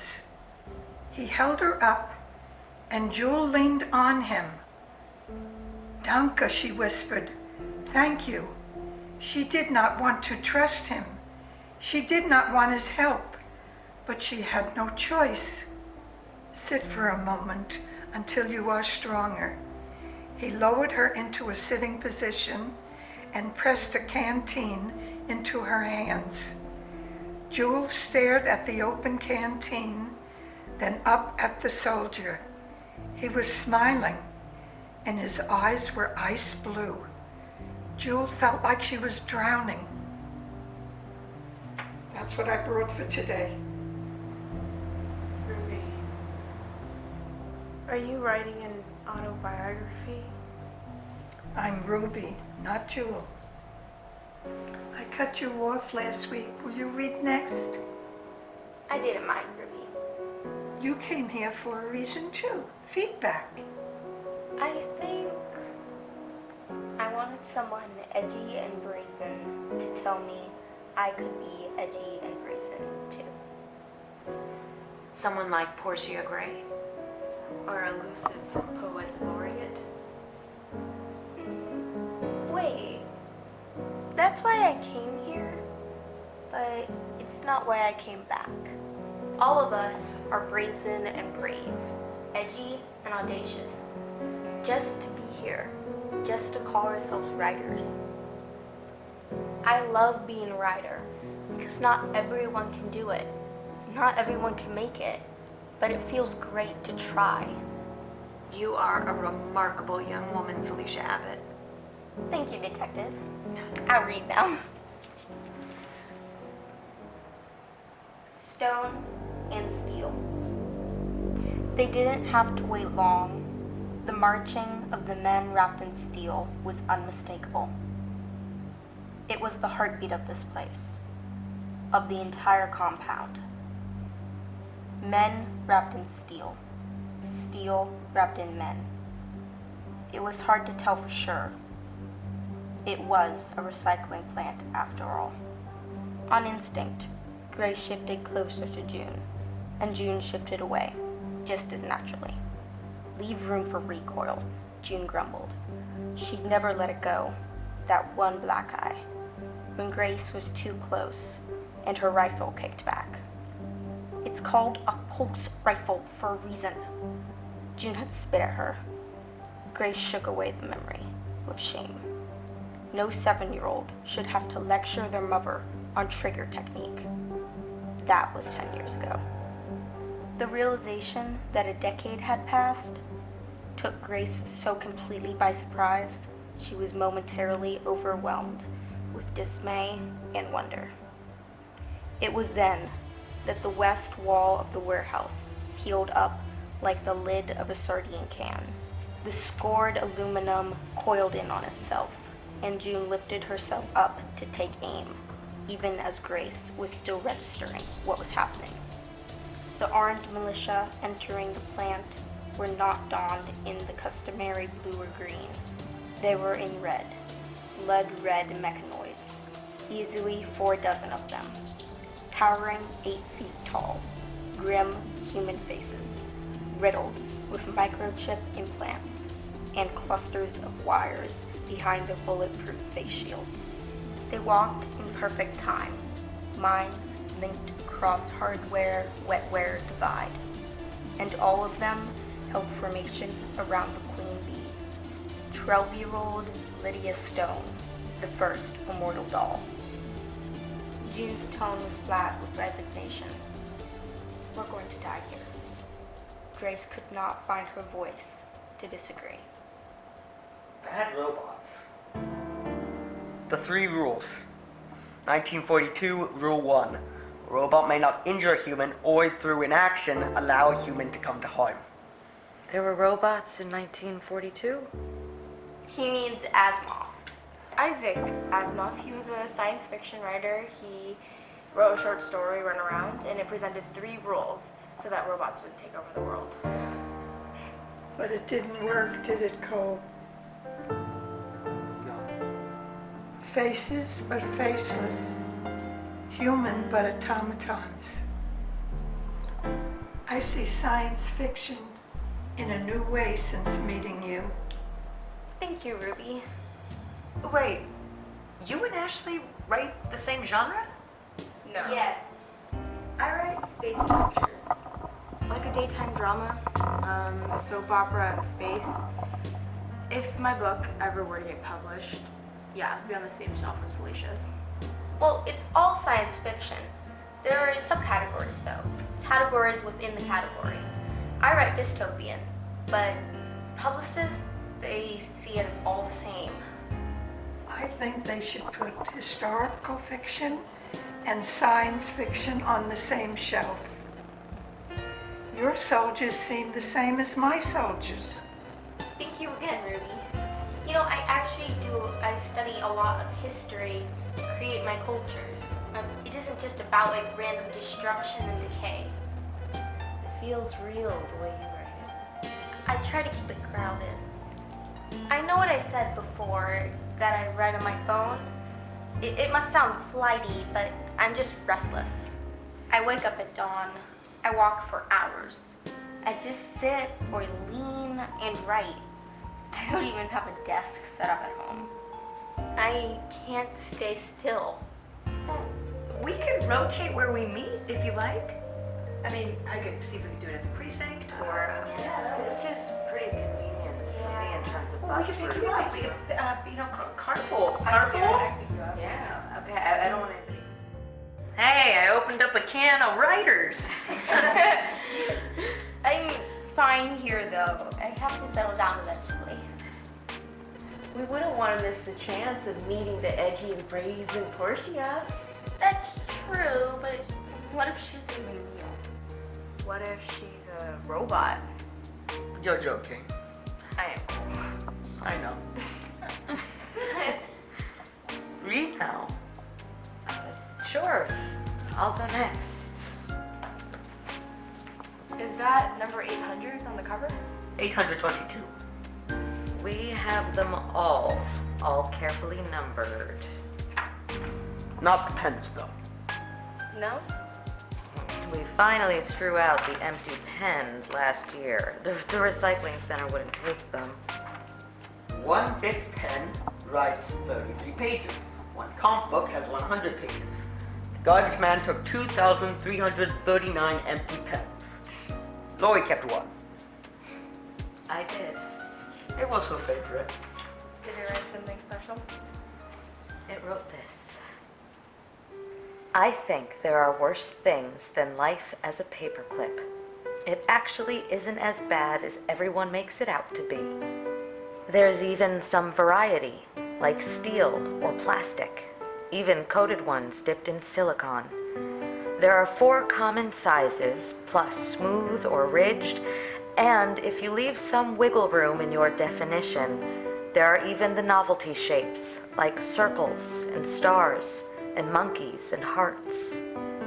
I like the paperclip best, the traditional paperclip, capsule-shaped to cure all ills. Sure, it's twisted in on itself, but nothing else holds everything together so well. Staples have a bite. Scotch tape is just sticky. But life as a paperclip is simple and elegant. Life as a paperclip keeps everything in order and everyone in place. There are worse things in life than to be a paperclip. I can't imagine life as a tack.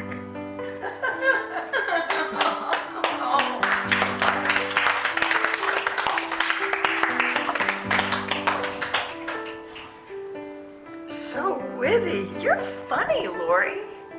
I love paper clips. Thank you. That's my favorite. I can see why. You're a very good writer, Cole.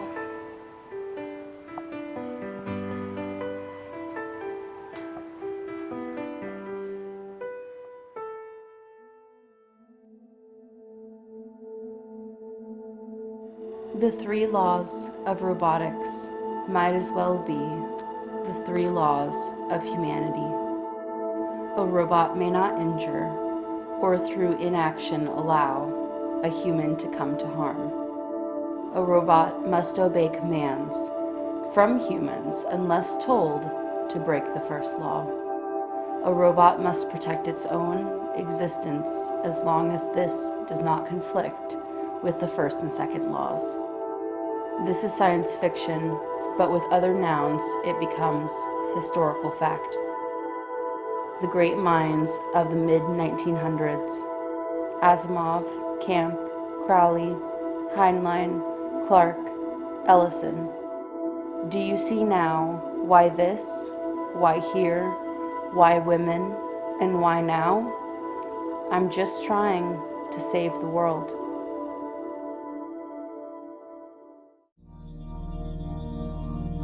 Does this empty room inspire you?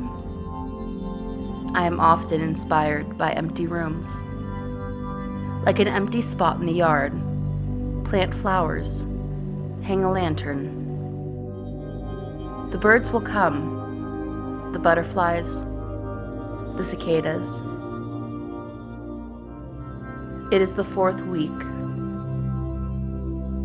They keep coming back.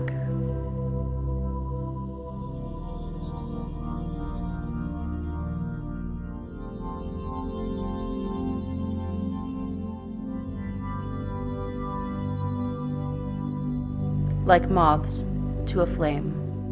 Is it too stereotypical that I love donuts?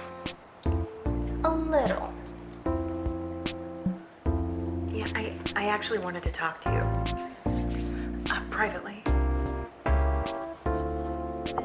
This isn't very private. No, this is fine. Maria, are you okay? You don't talk about your family. I value my privacy. I know. What do you mean? Well, it makes sense with the paparazzi. Yeah. Well, you know I was married. A musician. A white guy. Right. A violinist. What? The musician in the park. The man I married was John Abbott. I was so young, and John was at the height of his career. I fell so hard, Felicia. I didn't know him. Not really. The fame, the power, what he was really capable of. No. We had a daughter. In the very first year we were together, and I loved her. I still love you. No! Felicia, I fought so hard, but he had everything. He had money, he had lawyers, I had nothing. I had no proof. He never touched you, thank God. He adored you, but with me, he was... Take your hand off of me. Felicia. How was your week, Miss Ruby? Why do you do that, Kathy? Get your coffee? Call me Miss Ruby. Guess it goes way back, showing respect. You've lived more life than any of us, Ruby. You've earned it.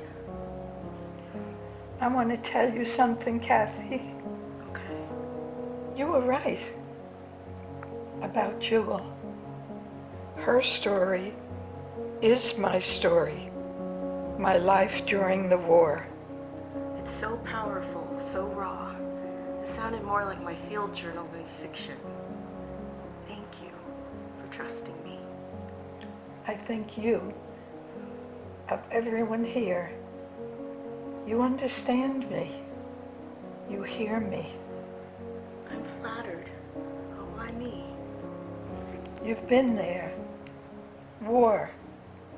And you survived. You're a soldier. Jewel was so thankful. I was so thankful for that young soldier's act of kindness. It was just a sip of water, but it meant so much more. I was terrified, beyond exhausted. I'd been separated from my family. I was completely alone, even though surrounded by people. Tell me. All right. His eyes were blue, but I thought, Jewel thought to herself, they are ice blue. His actions were warm, but his eyes were still cold. He said, you don't belong here, like he meant it. Jewel told him, I've done nothing wrong. How did you come here, he asked, like he cared. So I told him. Jewel told him everything. I was home with my family. The soldiers came, so many of them. They questioned my mother. Their voices were angry, hateful. They asked if we were Jewish. They asked how many in our family. They took us then. We couldn't take anything. We were arrested, abducted. I'm not sure which. We were pushed, herded onto the train. A cattle car. No seats, no anything. The smell. Miss Ruby? Jewel told him, I can't find my mother or aunt. They're all that I have. My mother can hardly walk, and my aunt is very frail. What did he say? Worry no more, he said. I will help you find them.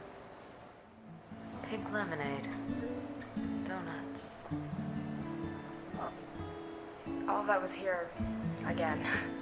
Did you hear last week? What? Ginger snaps are Maria's favorite. Ginger snaps are delicious. But pink lemonade? Also Marie's favorite.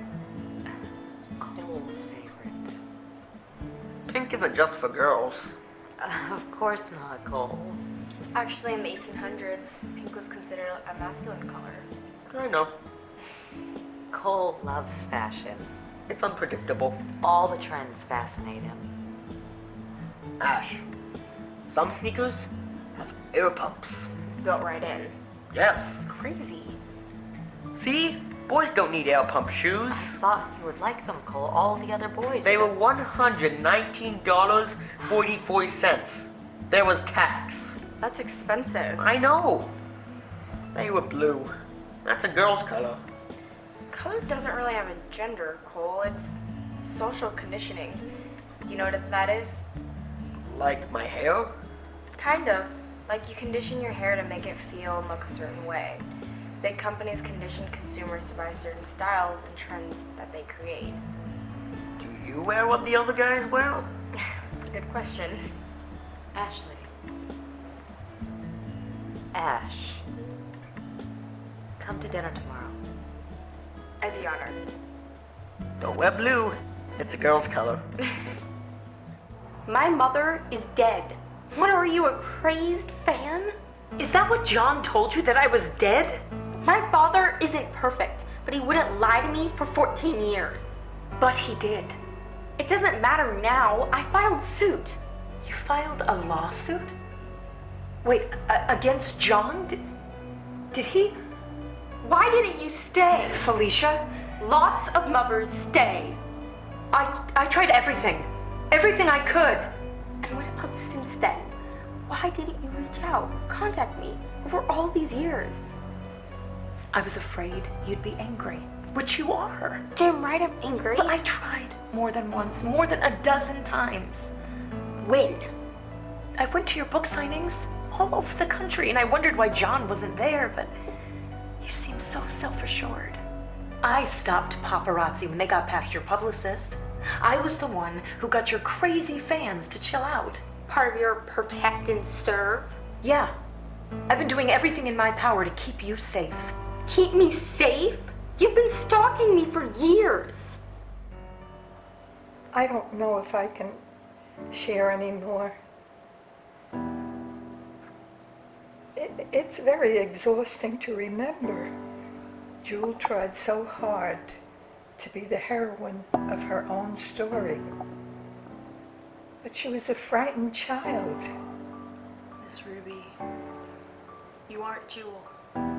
You were Jewel. But she's still here, Kathy. She's part of me, and still ashamed. There's no shame in being a prisoner. You don't know the whole story, Kathy. So tell me. Jewel smiled for the first time in days. A stranger offering her kindness and assistance. The soldier eased her to her feet. Stay here near the door. Don't be crushed, he advised her.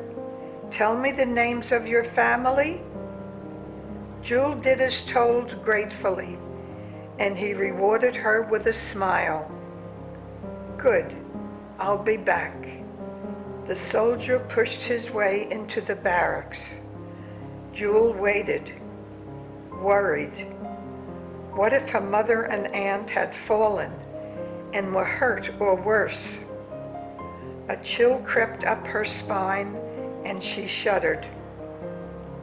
Was she truly alone after all? Minutes seemed like hours, but finally the soldier emerged from the masses, leading Jewel's Aunt Helga and her mother, Ruth. But before the family could fall into each other's arms, the soldier stopped. He firmly ordered Helga and Ruth to stay where they were, right where Jewel could see them. Jewel stopped toward them, but suddenly the soldier blocked her path and filled her vision. He didn't seem so young anymore, and his eyes continued to burn with cold. You see, I have found your family, he told Jewel, but even though he was still smiling, his voice was not entirely kind. You can be with them, hold them. You are not enemies of the Führer. I swear, Jewel pleaded then, her voice breaking. We have never done anything against anyone.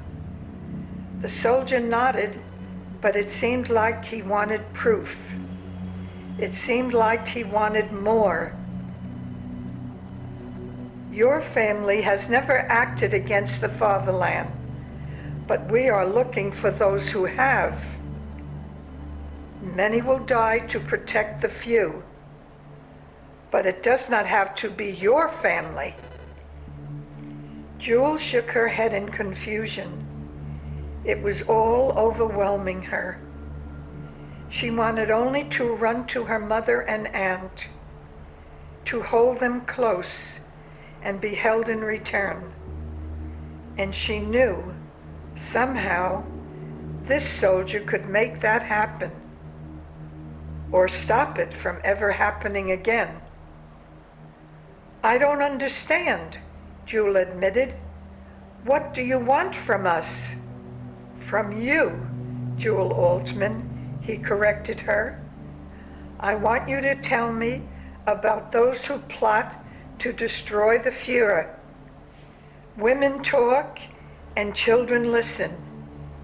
You know men from your village who have spoken out, men who leave their homes at night and meet with others to exchange dark secrets.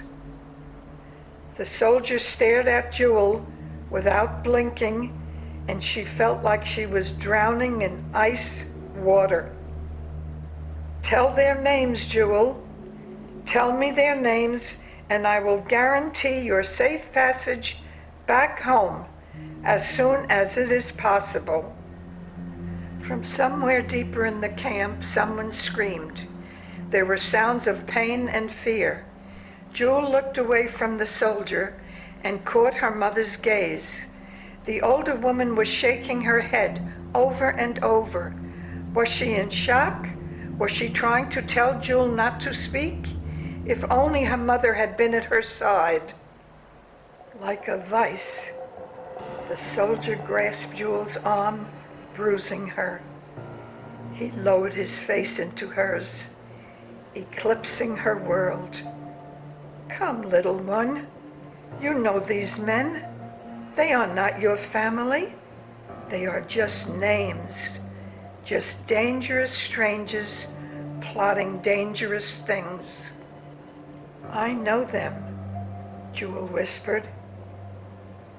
I will tell you their names. You are a traitor. I don't know what to believe. I never abandoned you, Felicia. All I ever wanted was to be a part of your life. You must have seen me at one of your readings sometime. Maybe, but what difference does it make? Well, I needed you to know that I've been there, that I never forgot about you. Why do you think I'm here at this writers group? Your screenplay. There is no screenplay. What? Damaged isn't being turned into a movie. Not by me, not by anyone. I just used it as a reason to get into the group, to get to know you, so that I could tell you the truth. Another lie. No, I didn't lie. This is just my cover story. It's like an undercover assignment. It was just the most harmless way that I could talk to you. You lied. You lied to me. You lied to all of us. I have no idea who you are. Hey! So, is this a copy class or a writer's group? Really? Did you already read? Yes, I did.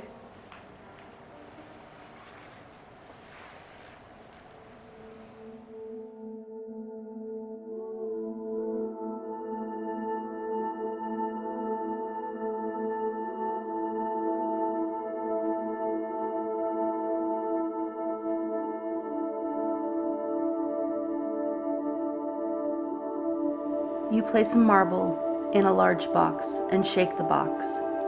As long as the lid is closed, the state of the box is in high entropy.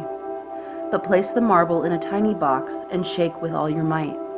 The state of entropy will always be low. There are simply less possibilities of where the marble has come to rest. But it is erroneous to say that a lack of predictability is disorder. Unpredictability simply means it is beyond our instant comprehension, and that makes the outcome all the more delicious. If you take a handful of marbles and close your eyes and throw them into a room, the level of entropy is high until you open your eyes and observe where the marbles have fallen. My mother said to me once, "Half the time you speak, no one knows what you're talking about." This only urged me to speak more and learn to enjoy the faces of babes in the wood. I would rather plant an unknown seed or throw a marble with my eyes closed than know everything that will happen every time. I delight in the unpredictable decline of an empire, the unexpected rise of a friendship, the delightful deconstruction of all that we know. Where do we go from here? Somewhere new, of course.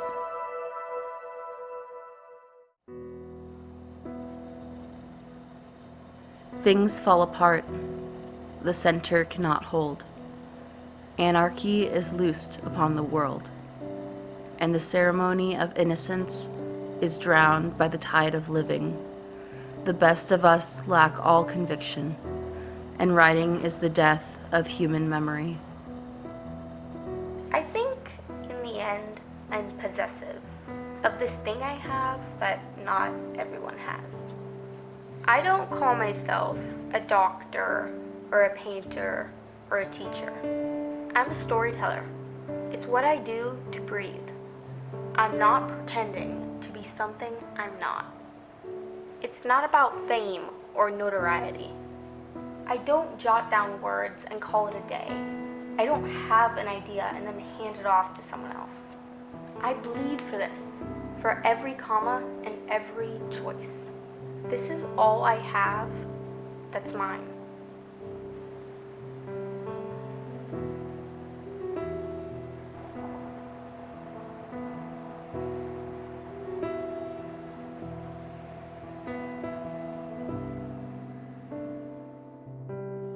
Everything falls apart because the future cannot be built on a fractured past, and every artist has a foundation of fissures.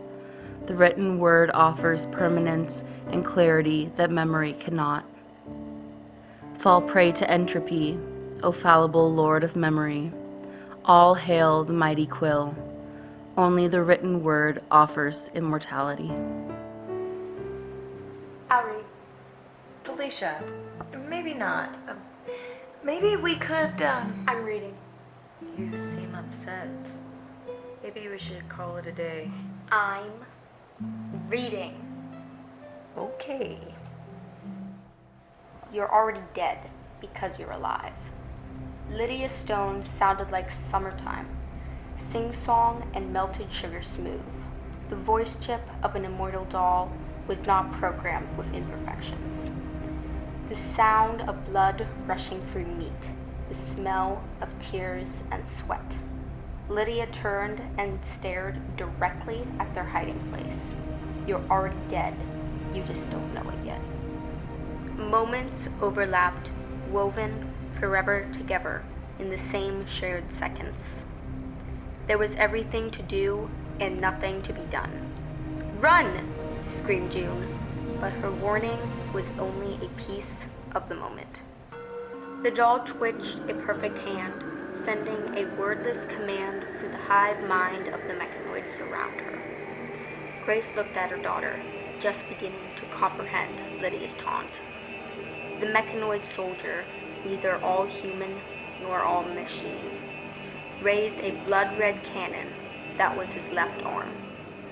The drum in front of Grace exploded, showering the warehouse wall with steel splinters, even as it shredded Grace's body beyond recycle or repair. June's warning scream was still echoing, one part of the larger cacophony, when June stood up. I think now, Lydia Stone said, in her voice like heaven, encircled by her soldiers from hell. I think now you will surrender, June Enchild. The doll's ridiculously violet eyes flashed, reflecting light. For the ruins of your mother paint my walls. June lifted her pulse rifle, and her hands were steady. You overestimate her influence. June's first shot ricocheted and pierced a nearby drum, spewing something foul and purple all over June. But her second shot made a clean, new echo between the steel drums and the stone walls. Lydia just stood there, laughing, like the schoolgirl she'd never been, unscathed when June's perfect aim ignited the petrol in the processing vat. And the entire warehouse was swallowed in the roar of the flames. The rain that night was thick with pieces of men and machine. And that ends chapter 1. They all die? People die. Especially in war. No. It was darker than I expected. Much darker than End of the Line. No. June Edchild doesn't die. It's just a character, Cole. Lydia Stone doesn't die. She was the bad guy. Yes, but no. He's right. The hints were there. They were there since the beginning. That's the writer's job. June survives chapter 1. So does the doll. But Grace dies. The heart of the story is revealed when you strip away everything but the hero. It's a trope. It's not realistic. No one survives like that. What? Alone? Maybe fact is stranger than fiction. I survived, and I certainly didn't have a mother. Felicia. Let's talk about facts. You all know I love them. Hard truth. What's going on? Felicia, don't do this. The truth is, I have been alone. I don't have a mother or a father to fight at my side or guide me into the world. I was told that my mother died before I could even remember her face. And my father is John Abbott, world-renowned violinist. A drunk, an addict, a failure. He was a child prodigy with music. I was a child prodigy with words, but he didn't handle it so well. He aged into his fame badly. By the time my career was taking off, his career was falling apart. I never saw my advances or my first year of royalty checks. I was alone on my 13th birthday while he blew my money on drugs. He used me as income, never raised a hand to me or his voice. He was barely home. He was so busy off spending my money. I had food, tutors, no reason to complain. That's why you emancipated. Why you made him legally not your father. I can't emancipate until I'm 16. But you said I'm actually 14 years old. I'm only old enough to file suit against him. To have my money managed by my lawyer to move away from him. But he's fighting it. Fighting it with money that's actually mine. Fighting to control me. After all, I'm his meal ticket. Felicia, no wonder you're so tough. You've endured. I follow all of End of the Line news, fan sites. I've never heard that John Abbott is your dad. He sued so many newspapers and reporters. Honestly, I think they're scared of him. And my publisher is a juggernaut. They don't want anything to dilute my image. They control what's said about you? Money controls everything. What about the paparazzi? Social media leaks? How does your publisher stop it all? I can answer that. When it came to the paparazzi, Felicia's publicist had some help. Authors aren't stopped nearly as much as movie stars or rock stars are. It's another hard truth that Authors don't sell papers and magazines like the Kardashians do. But when the paparazzi did rear its ugly head, I was there to protect Felicia's privacy. You two know each other? Not really. Were you assigned to protect Felicia? No. Patrolmen do protective details, not detectives. You assigned yourself. I'm Felicia's mother. What? It's a trope. There's more. Tell them. Damaged. There's no screenplay. I just used that to get into the group to get closer to my daughter. Don't call me that. You didn't know about this? About her? Hell no. Felicia. You're a mother, Lori, not her. I'm sorry. I can't say it enough, but I am sorry. I am sorry that I left. And I'm sorry that I lied. I just wanted you to know me. I wanted you to see that we have something in common and something that you care about so much. You lied. It was her cover story, Cole. It was for the greater good. To reclaim your family. But it was a lie. A betrayal. Betrayal is a very strong word. I'm sorry, ladies. I need to speak to Ruby alone. Please, join me. I didn't think you wanted me to. Miss Ruby, you're my friend. You said I was a traitor. Yeah, I guess technically. I know what I did. I regret it some days, and other days, I'm glad that Jewel had her mother.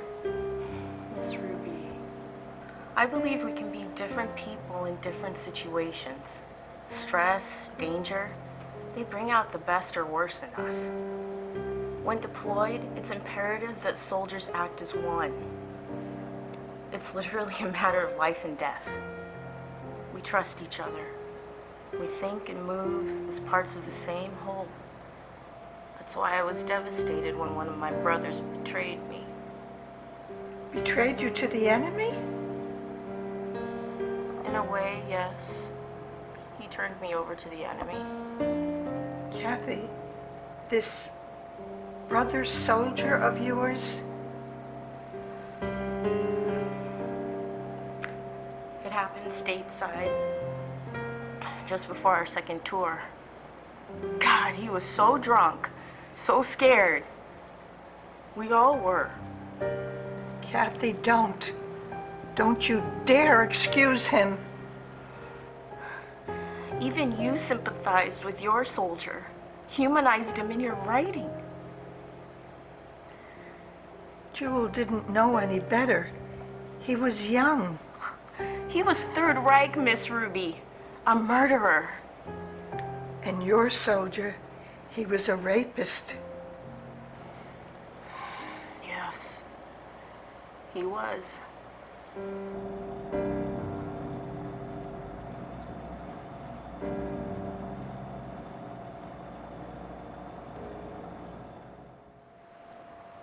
Everybody has secrets. The good and the bad. Secrets are fundamental to the human mind. They help us retain our individuality. Secrets or lies. That's a fine distinction, isn't it? Lies are bad. Cole. I wish it were that easy. I wish it were that black and white. Lori, are you okay? You know, I'm not. Maria, I understand why you lied. Thank you, Lori. And Felicia, I understand why you distrust her. Thank you. I don't want Cole to hate me. Lori, I would never hate you. You don't know that. Only he knows that. Only he gets to decide what kind of mother I've been. Did I protect him too much or not enough? Did I say I love you when he needed to hear it most? Did I say I'm proud of you for the right reasons? Lori. Cole, that's your mom, not... He's never called me mother. I've always been just Lori. Lori.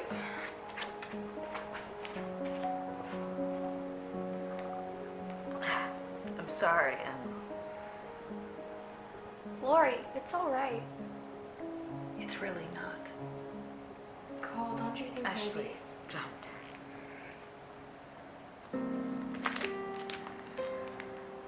Read this today. Okay. You can sit down now, Ash. Lori? It's okay.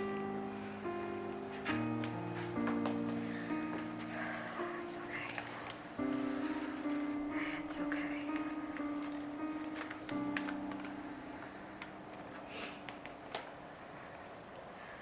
The sun also rises, even after her midnights of discontent. She thinks I don't see her. She thinks I don't hear her. I sleep so deeply, lay so still. And I am still. Sometimes only the rise and fall of my chest convinces her I am still there. But I don't sleep. Not like other people sleep. Not with nonsense dreams and waves of oblivion.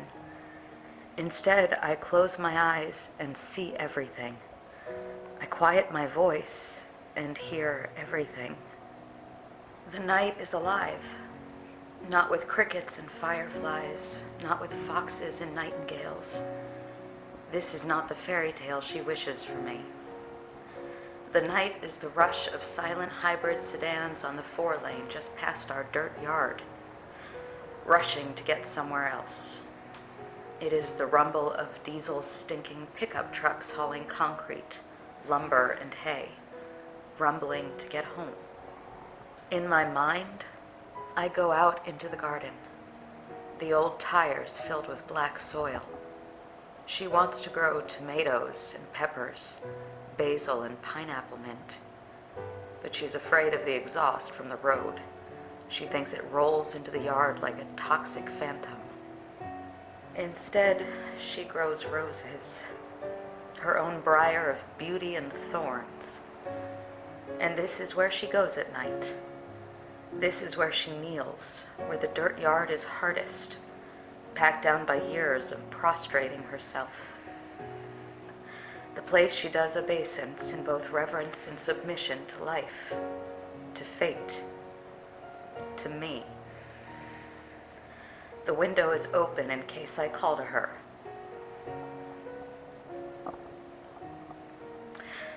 But I have never called to her. But I want to. I want to every night. Especially the nights I hear her tears watering the roses. The sound is softer than the pickup trucks, even softer than the silent hybrids. But I hear her. No one else does, but I do. She thinks I don't understand. And there is a lot I don't understand. But she is not one of life's mysteries.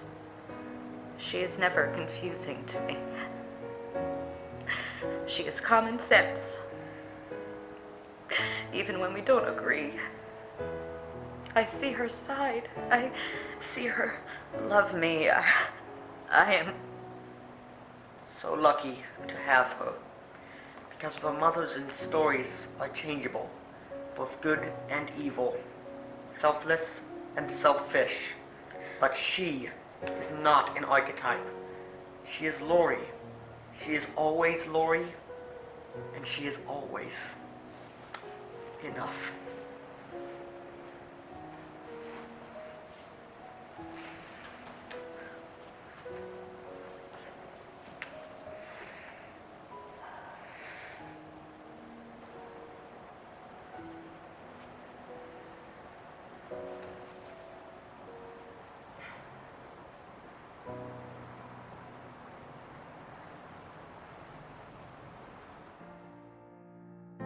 I was never the writer.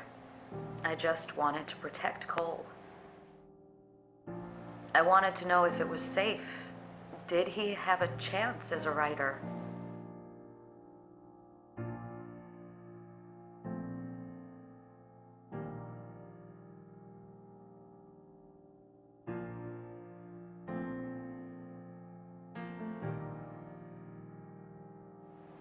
Cole didn't like lying to all of you, but I had to be sure.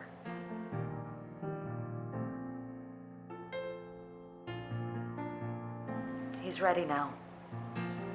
He won't be coming back next week. He's going to start his own writers group.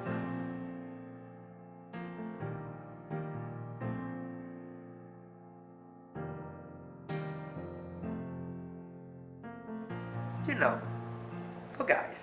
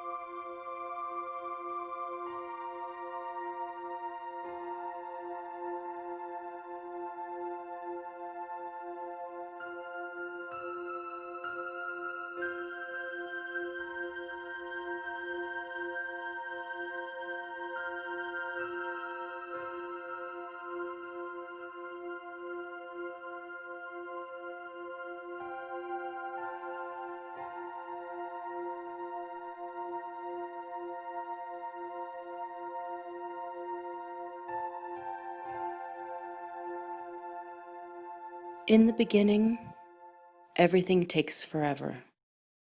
Every moment is infinite. Every first lasts forever. Then life starts.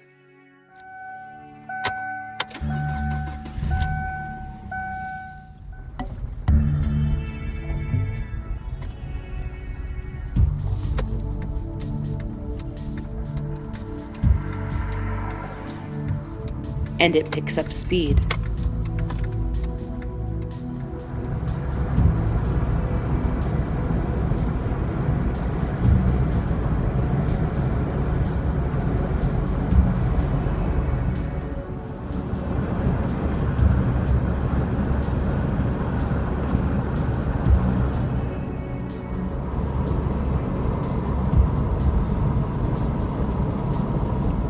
Everything starts to feel familiar. Years with your eyes closed because everything is exactly the same.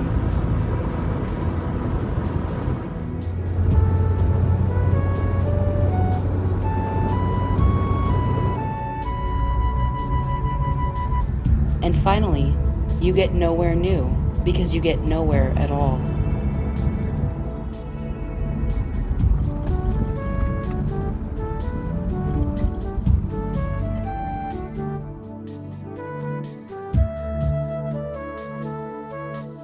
Until inspiration strikes.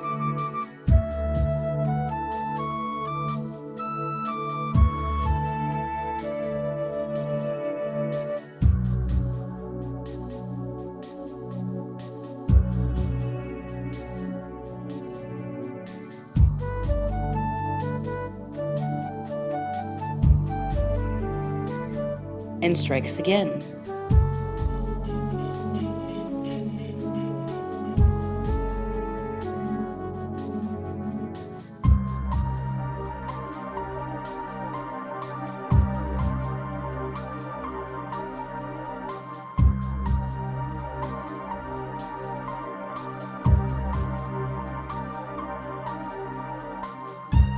You must pay attention when inspiration strikes.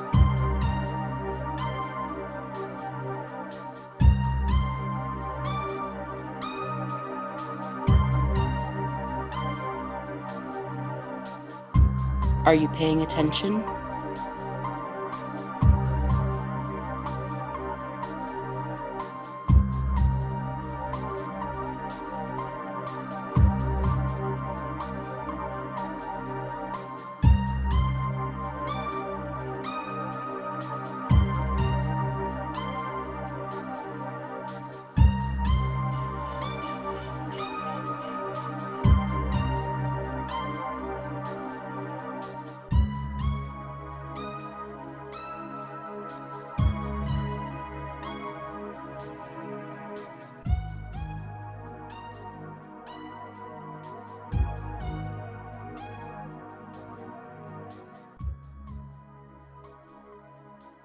Are you?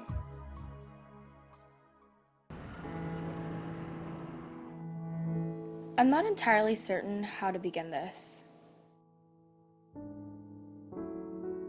Even that first sentence, I've written it and rewritten it a dozen times. I never thought I would feel so powerful, not about myself and not about anyone else.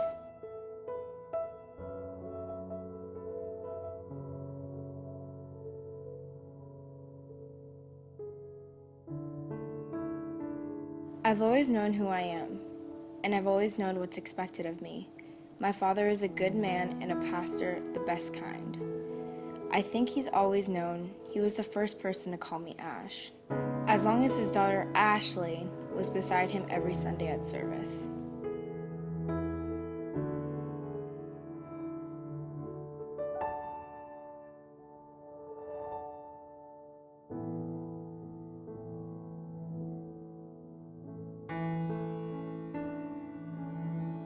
It took longer for me to realize other things, that this is about who I am, not who I love, that I could be clear in my heart and clear in my head, but it wasn't enough.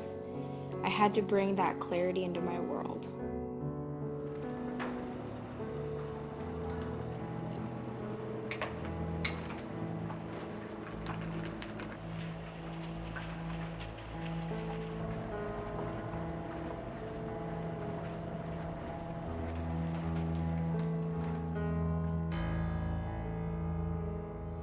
Cliches become cliches because they're true over and over again.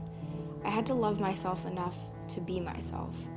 Time passes and we come and go through phases and stages, but this has always been me. And it's time to stop hiding.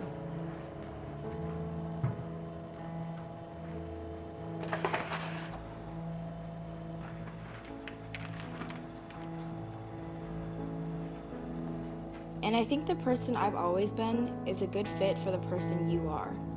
I think the person I've grown to become is ready to be the person you need.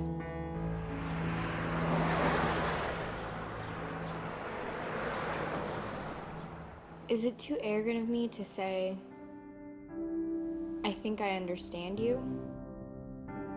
Is it too arrogant of me to say, I think I understand him?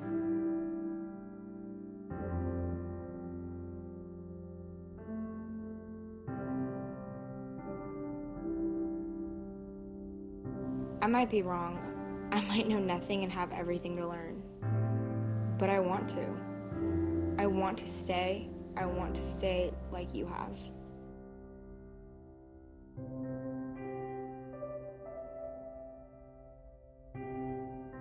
I want to stay for you, Lori.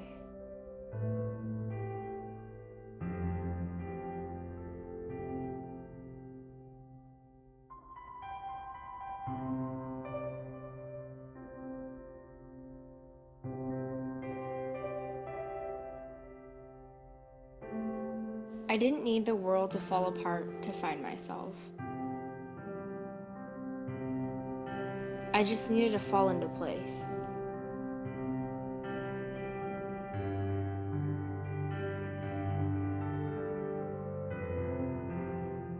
And I'm so glad you were there when I did.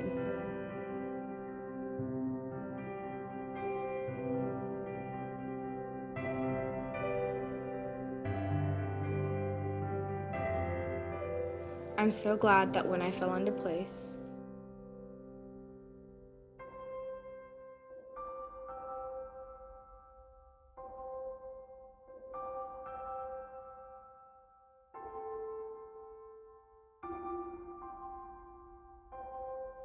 I fell in love with you.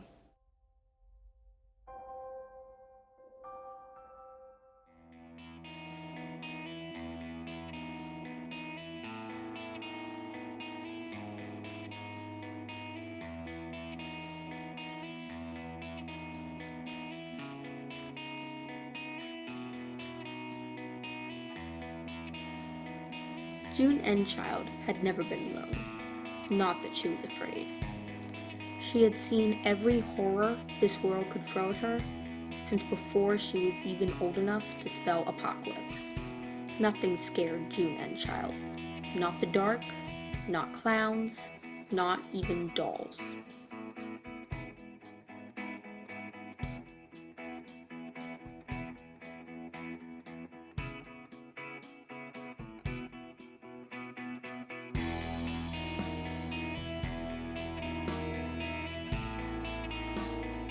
Being alone wasn't very different from being dead.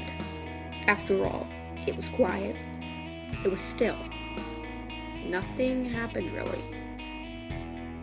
There was no one to tell you what to do, no one to befriend or betray, no laughter and no lies. June had walked from the inferno of the warehouse, drenched in purple flame retardant. Not even her hair was singed. Her pulse rifle was hopelessly jammed with the gel. But no one had fired on her as she walked away. The mechanoids were all busy dying. And Lydia Stone had been busy feeling their pain.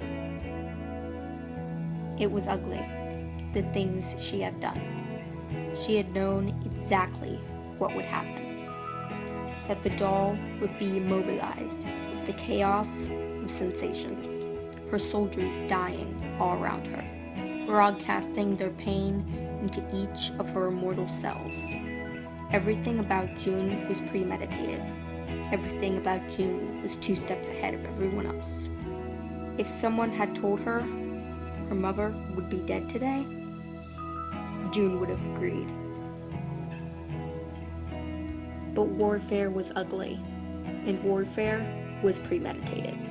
It was merciless, and unfair, and wrong in so many ways. More than anyone else, more than the huddled masses in their clapboard houses, living terrified lives hiding from the recyclers. More than any of them, June wanted peace, and for peace, sacrifices had to be made. Ugly things had to be done.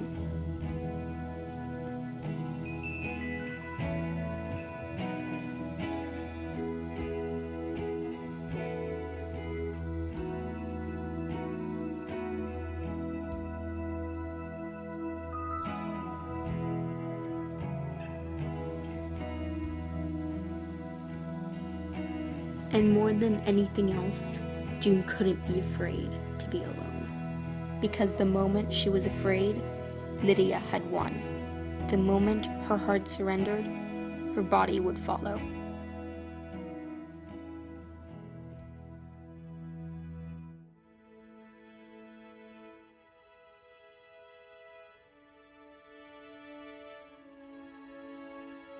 And then, June Enchild would be nothing more than the sum of her parts, recycled and reused. And no one would be left to remember who Grace Marie Enchild had ever been. 3 days later, when the warehouse finally stopped smoldering, Lydia Stone rose from the ashes, and June Enchild was there to greet her. "Step away from my mother's funeral pyre," June commanded the doll. "I will not fight you on sacred ground."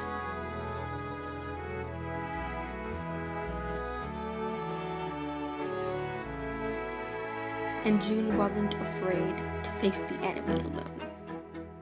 She wasn't afraid because Grace was still with her. Grace had always been with her, and always would be.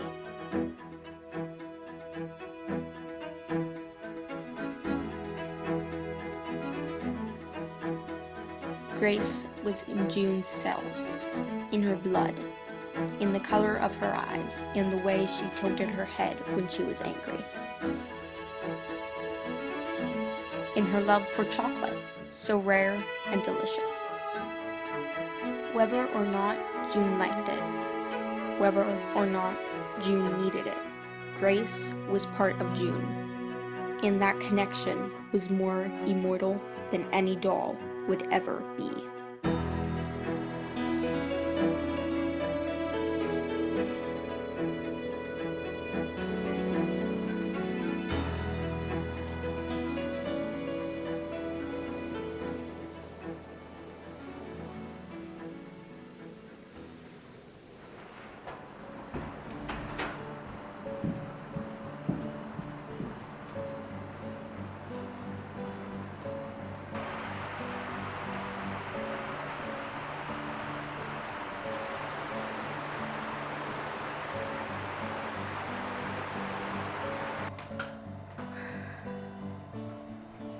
I know I'm not late today, so everyone else must be early. We were. Still trying to catch the elusive laureate. And we all brought snacks. Hey, despite Hemingway, I didn't think that whiskey was appropriate, so. Are ginger snaps appropriate? Yes, I'll take those.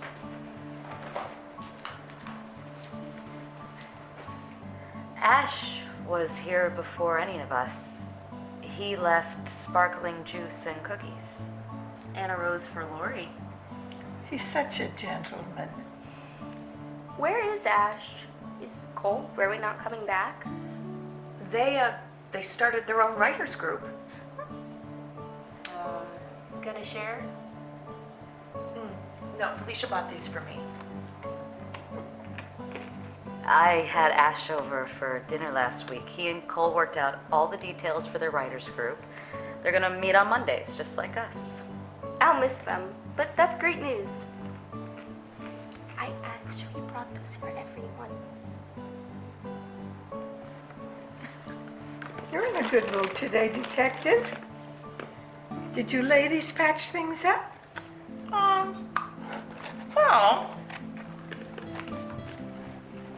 Well, we met for lunch. Twice. Once. Well, because you stood me up the first time, which is okay. I have an idea. A new book? Is it fiction or nonfiction? Definitely non-fiction. The whole story of the Slayer? No, it's the whole story of me. Of us. What do you mean? I can never make it up to you. But I think I can make things better now. I think I can stop John from ever having control of your money or your life again. Book? Yes. Cole said it best. Lies are bad.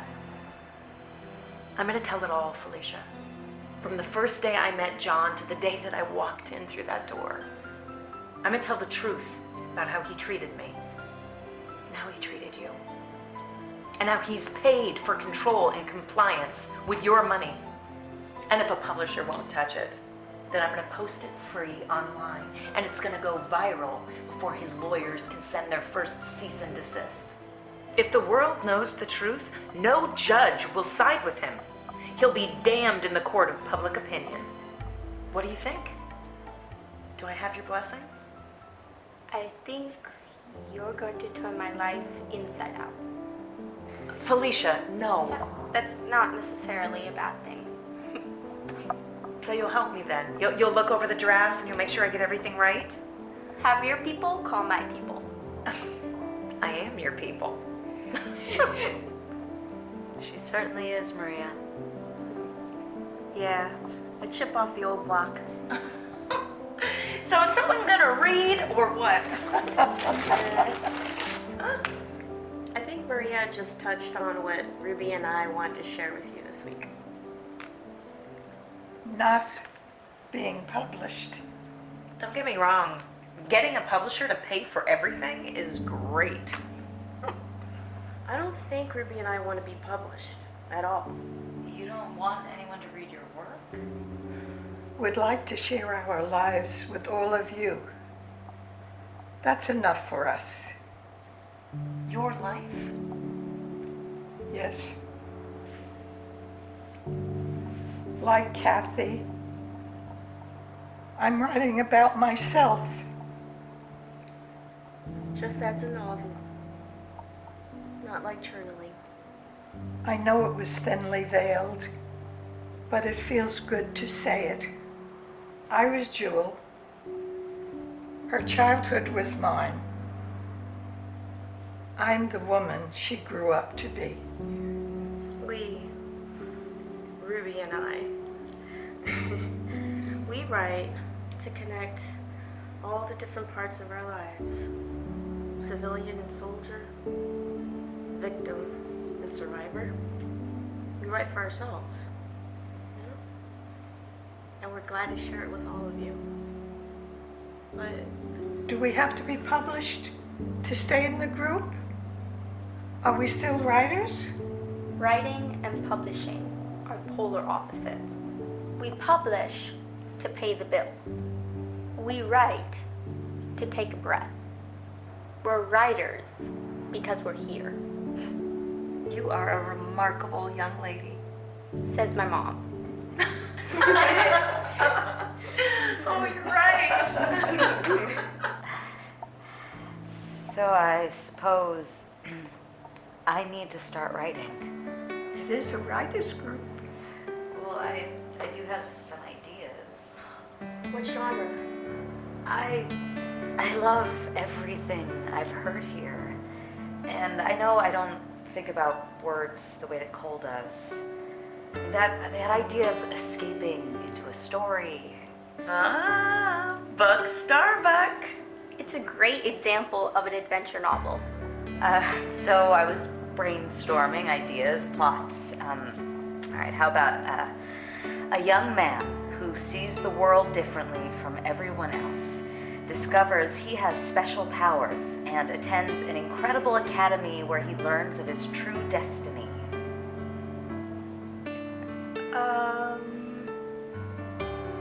That's Harry Potter. Yeah. That's okay. What's your other idea, Lori? A young woman on the brink of adulthood falls in love with an older, mysterious new student at her school. She suspects something is different about him and comes to realize that he's a Vampire. Twilight. I already have writer's block and I'm not even a writer yet. Maybe you don't want to escape after all. Maybe you want to write about your rose garden. Maybe. Lori? The cafe closed, and we have no snacks. Sorry, I'm really hungry.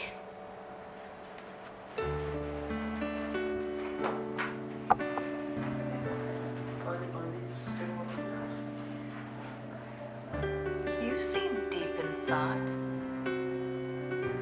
The Greeks first awarded their athletes crowns of laurel leaves and set out offerings to the gods of fruit, honey, and bread. All of this seems symbolic. Symbolic of what? That chest was never here before. Are you sure? Have you ever heard the story of Pandora's box? No. I'll show you.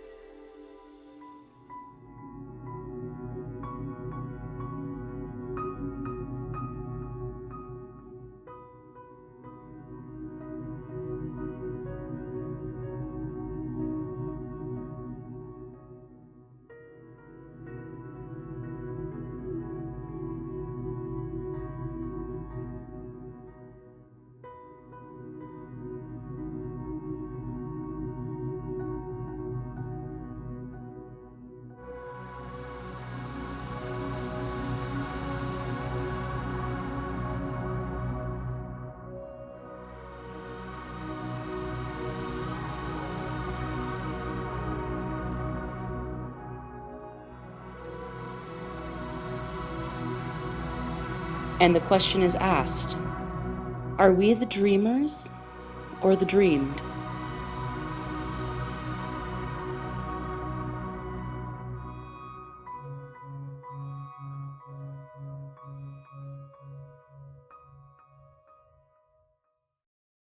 It's a trope.